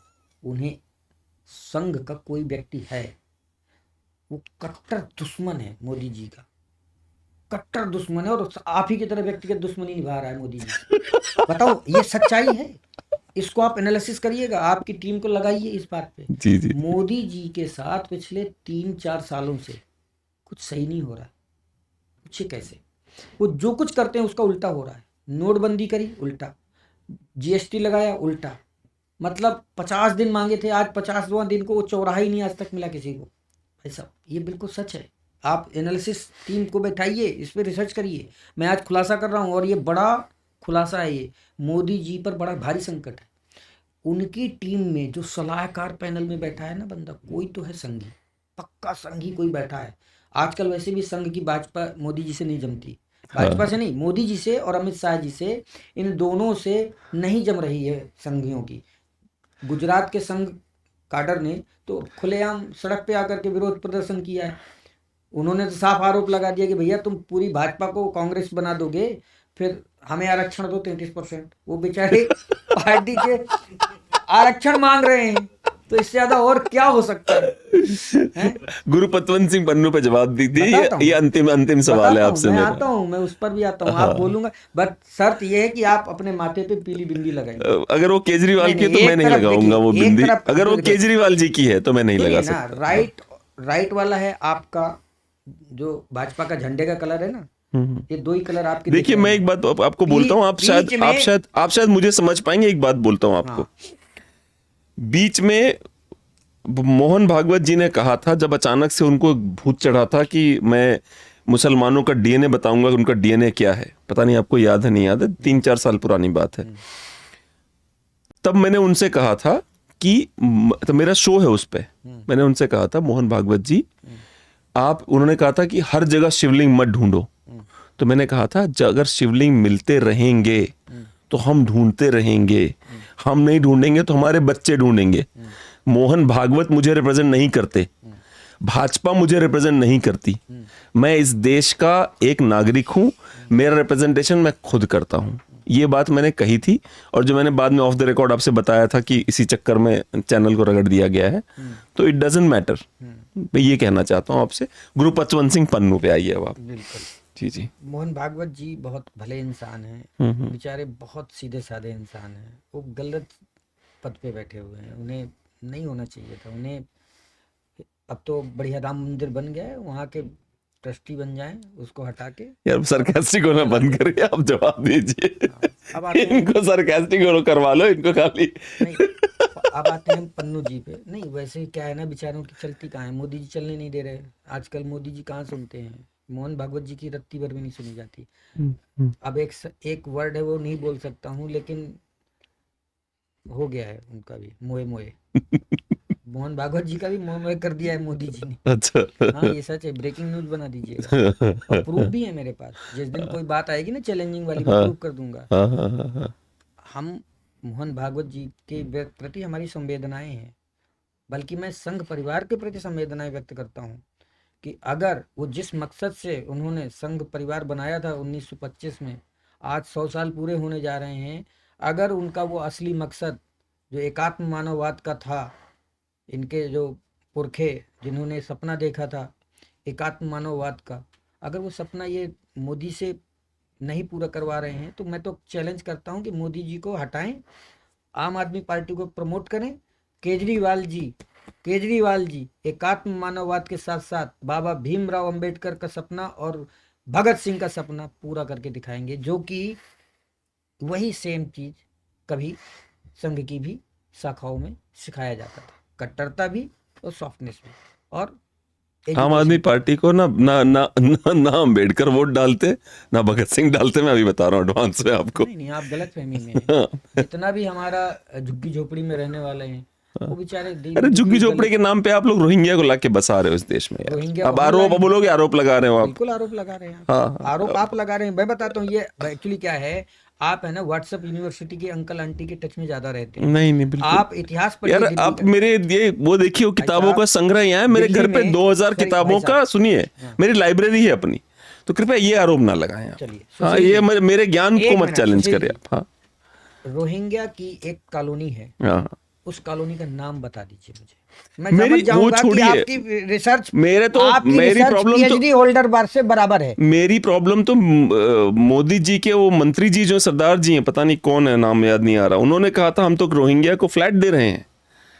तुम आप ही थोड़े कर रहे हैं ये काम। क्या नाम है वो सिख जो मंत्री है मोदी जी के, जिन्होंने कहा था रोहिंग्या को हम फ्लैट बनवा रहे हैं, ईडब्ल्यूएस के फ्लैट बनवा के देंगे दिल्ली में, वो शहरी विकास मंत्री। शहरी विकास मंत्री। तो मोदी जी के पास तो जो दोनों है है ना, आप भी वही कर रहे हैं, वो भी वही कर रहे हैं। मोदी जी के पास पीएम केयर फंड है, वो तो हाँ करवाएंगे, अच्छी दोनों बात के है। पास है। मतलब वो मैं तो कह रहा हूँ कि ये मत देखो, सोचिए आप ही पर आरोप सुनिए, लगा रहा हूँ। वो तो सीए ला रहे हैं, हम्म। ठीक है। वो तो पाकिस्तान, अफगानिस्तान और बांग्लादेश से आए हुए जो हैं उनके लिए सब सुविधाएं, लेकिन इस देश के अंदर रहने वाले जो बेचारे जन्म से रह रहे हैं उनके लिए उनके पास नहीं है, वो सबको देंगे। रोहिंग्या की बात आती है ना, आपने आरोप लगाया केजरीवाल पे कि केजरीवाल रोहिंग्या को बसा रहा है। मेरे एक चीज़ समझ में अब तक ना आई, जमीन का मालिक कौन है दिल्ली की, किसके अंडर में आती है? ये अब मुझे बताना पड़ेगा आपको। मुझे मैं बताता हूँ। जी जी। डीडीए किसके अंडर में आता है? डीडीए तो एलजी के पास ही है, फाइनल अच्छा। रिपोर्टिंग सबके पास। भाई साहब नोट करिएगा, हम्म। हैं? नोट करिएगा। वो बोलता है ना भाई साहब, मैं वही पॉइंट मुझे बड़ा मजा आया इनसे बात करके अभी तक। मैं फन इसलिए डालूं ताकि आपका टीआरपी नहीं नहीं मुझे आपके साथ बात करने में इसलिए मजा आया भाई साहब, क्योंकि आप सवालों को रोकते नहीं हो, इसलिए मुझे आपसे बात करने में बहुत मजा आया है। अब पॉइंट यहाँ पर यही है कि रोहिंग्या को हमने बसाया, यानी आम आदमी पार्टी ने, यानी केजरीवाल जी ने। मैं यहीं पर पॉइंट पे आता हूँ कि वाकई में ये बात आज आप नहीं कह रहे हैं, कई प्रोपेगेंडा चैनल हैं जो गोदी मीडिया के नाम से जाने जाते हैं, वो यही आरोप लगाते हैं। मैं उनसे एक बार यही सवाल किया कि भाई साहब ये बताइए कि डीडीए का मालिक कौन है? दिल्ली डेवलपमेंट अथॉरिटी का मालिक एलजी, और एलजी का मालिक कौन? डीडीए का पापा एलजी, और एलजी का पापा कौन? मोदी, अमित शाह।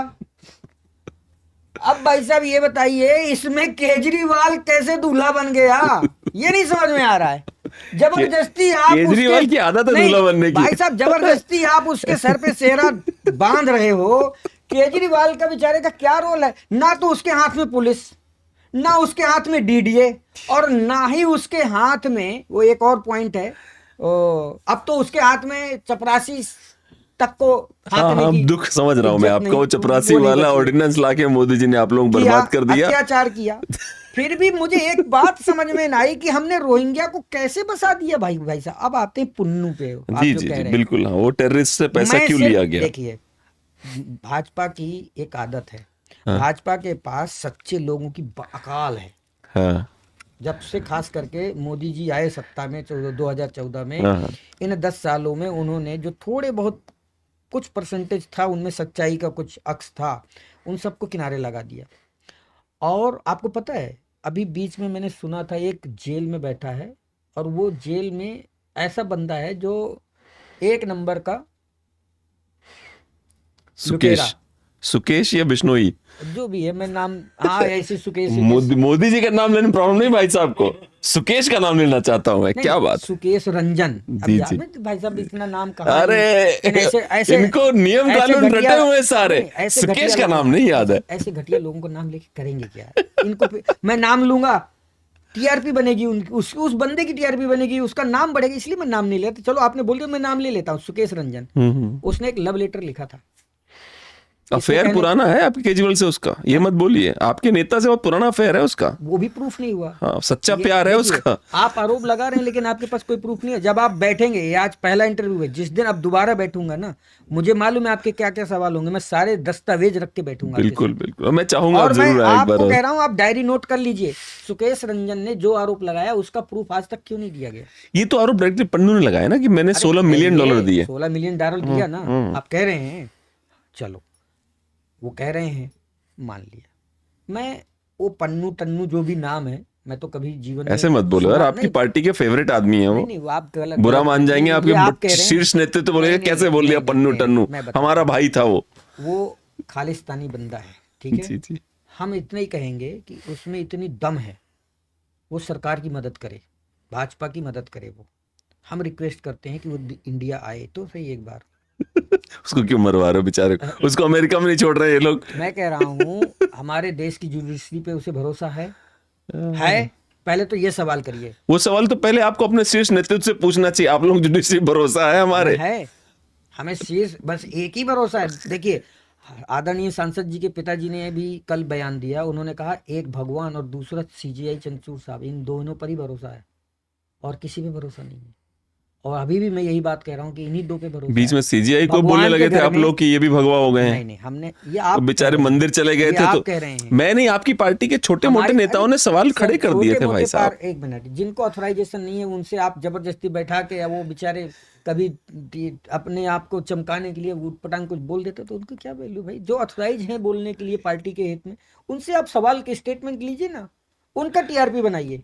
मैं बोलता हूं आपको, आपने मुझे पकड़ा है, आज मैं मैंने कोई पकड़ा नहीं है भाई, ऐसे मत मतलब बोलो। सवाल कर रहे हैं आप, हाँ। तो मुझे उस सवाल का जवाब जो मैं दे रहा हूं, मैं गारंटी के साथ कह रहा हूं आपसे कि उस पन्नू को बुलाइए तो सही। अमित शाह जी की तो इतनी पावर चलती है, वो एक बार अब तक उसे पकड़ के यहाँ ले आना चाहिए था। हालांकि हमें मोदी जी इस मामले में बड़े माहिर हैं। हाँ। वो जो है यहाँ के जो लूट के ले जाते हैं, यहाँ का माल लूट के जो वहाँ लंदन कोई कहीं बस गया है, भगाने में बड़े माहिर हैं, वापस लाने में माहिर नहीं। तो अमृतपाल नाम था जो लड़का जेल गया है खालिस्तानी वाला, अमृतपाल ही नाम था ना उसका, अमृतपाल नाम था। देख जरा तो खालिस्तानी वाला लड़का जेल, जिसको क्या हुआ है बताइए? गुवाहाटी में भेजा गया, नाम तो एक बार क्लियर हो जाए, मुझे याद नहीं है।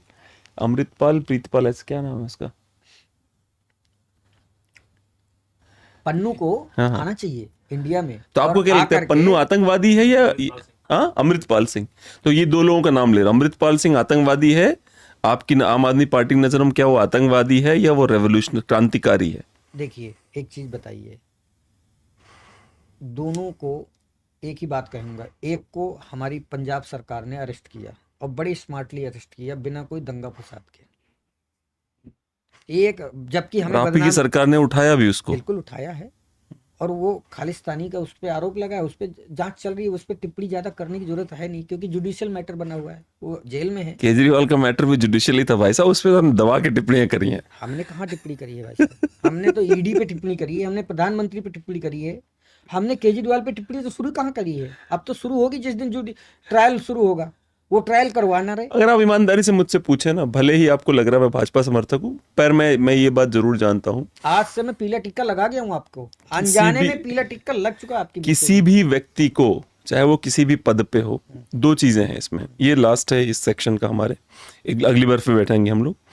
किसी भी व्यक्ति को, चाहे वो केजरीवाल जी हो, चाहे वो हेमंत सोरेन हो, दो चीजें हैं। अगर ये लोग करप्शन में इन्वॉल्व ही नहीं होते तो इनके खिलाफ आखिर कोई भी जांच एजेंसी क्या कर पाती? पहला सवाल है। दूसरा ये है, फिर से रिपीट करिए, क्या कह चाहे रहे हैं? हेमंत सोरेन जी हो, हाँ। अगर वो 8 एकड़ जमीन या 8 बीघे जमीन जो भी था उनका, अगर वो उसमें जबरदस्ती कब्जा नहीं होता वहां पे, जो उनके ऊपर आरोप लगे हैं, दूसरा ये कि लिकर पॉलिसी में 110 करोड़ 140 करोड़ इधर उधर नहीं होते। तीसरा ये कि केजरीवाल जी जिन लोगों को गालियां देते थे, आज वही लोग केजरीवाल जी के वो बन गए, सेवियर्स बने हुए हैं। जिन लोगों को केजरीवाल जी ने कहा कि ये करप्ट हैं, इसको पकड़ो, ये सच बताएंगे, आज वो सबके सब केजरीवाल जी के सेवियर बन बैठे हैं। सबके सब वो उनको बचाने के लिए अच्छे अच्छे स्टेटमेंट्स दे रहे हैं, जिनके ऊपर केजरीवाल जी ने पानी पी पी के बोला था कि ये करप्ट लोग हैं। देखिए, बिल्कुल मैं आपके दोनों सवालों का जवाब देता हूँ। पहला आपने जो सवाल किया, उससे पहले मैं दूसरे सवाल का जवाब देता हूँ। दूसरा सवाल ये था कि केजरीवाल जी जिनको पानी पी पी के गालियाया, अन्ना आंदोलन में जिनके खिलाफ करप्शन का मूवमेंट चलाया और आज उनके साथ हैं, आप यहीं पर सोच अपनी गलत कर बैठे हैं। मैं आपसे क्लियर कर देता हूँ आज, और आज से आपकी ये सोच क्लियर हो जाएगी। ज़रूरी है, भ्रम जिसने फैलाया है उस भ्रम का निवारण भी होना चाहिए, और वो भ्रम का निवारण बन के आया हूँ आज मैं। हम किसने कहा आपसे कि मैं हमारी आम आदमी पार्टी उन लोगों के साथ है? नहीं, एक अलायंस बना है, उसका नाम है इंडिया अलायंस। उस इंडिया अलायंस का दो ही मकसद है, दो ही मकसद है, तीसरा कोई मकसद नहीं है। निजी सारे स्वार्थ धरे के धरे रह गए हैं, धत्ता बता रहे हैं सारे के सारे। कोई एक भी व्यक्ति अपने व्यक्तिगत मुद्दों पर लड़ाई नहीं लड़ रहा है। इंडिया अलायंस में कोई भी एक व्यक्ति मुखिया नहीं है। आपको याद होगा इंडिया अलायंस का कोई बना क्या? हेड है कोई? बताइए, अगर हेड हो आपकी नज़र में, अब तक कोई घोषित हो गया हो हेड? जानते हैं इसका वजह क्या है? मैं बताता हूँ। इंडिया अलायंस दो मुद्दों पर बनी। पहला, लोकतंत्र यानी डेमोक्रेसी को सेव करने के लिए।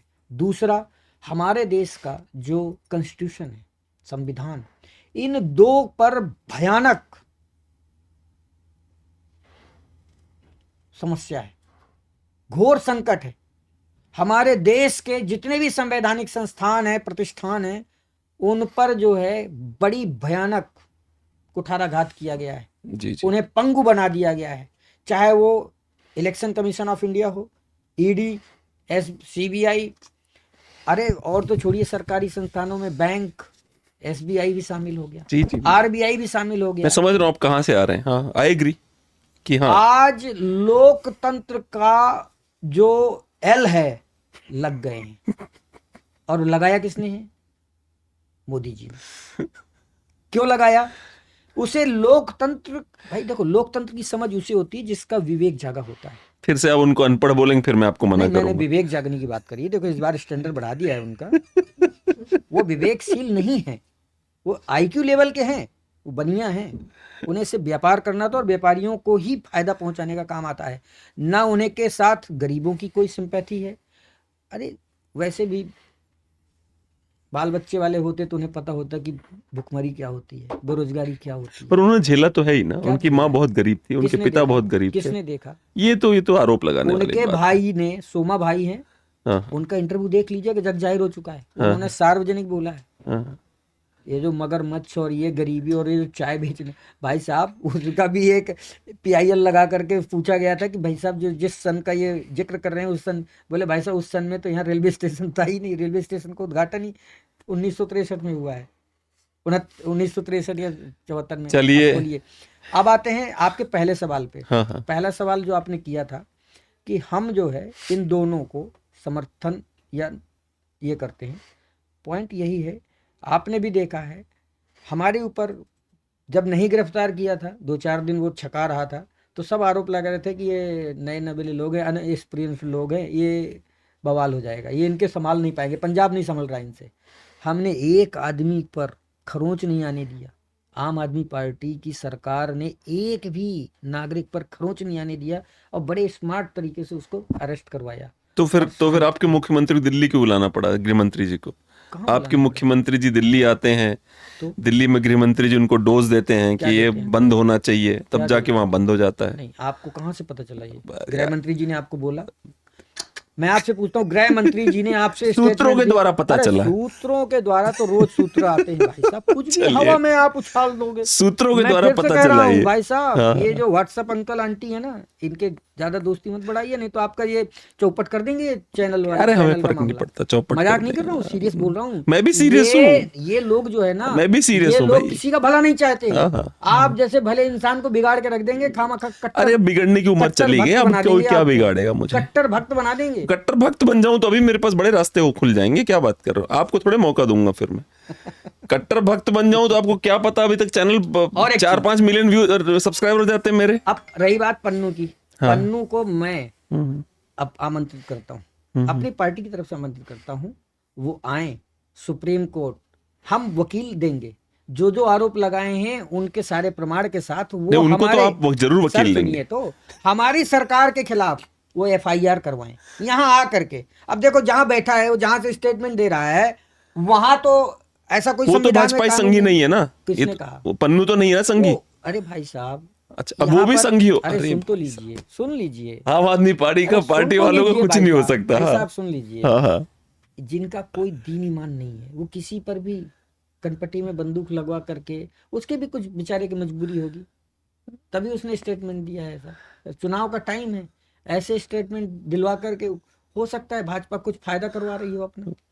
पर मुझे ऐसा लगता है, चलिए बहुत अच्छा लगा मुझे आपसे बात करके, और जेन्युइनली आपने और कोई सवालों के सवाल हो जवाब तो दिए। आप पूछ सकते हैं, नहीं सारे क्योंकि अगली सवालों बार के आपने जवाब दिए, बहुत बढ़िया। मैं जम के धोऊंगा आपको। अरे मुझे कोई प्रॉब्लम नहीं, आप धोइए। आज से आपके माथे पे पीला टिक्का लगा के जा रहा हूँ। चलिए, बहुत अच्छी बात है। हैं? हाँ? अगले बार प्रूफ के साथ आएंगे भाई साहब। प्रूफ तो जैसा कि आपने देखा कि it was like talking to somebody of your own family, जिसके विचार आपसे बिल्कुल नहीं मिलते हैं, उसके विचार कुछ और हैं, आपके कुछ और हैं, पर जो एंड रिजल्ट है वो दुश्मनी नहीं है, मतभेद है, मनभेद नहीं हुआ। इतना ही आज के लिए। हमारे चैनल को सब्सक्राइब करें, वीडियोस को लाइक करें और बेल आइकन जरूर दबाएं। बहुत बहुत धन्यवाद।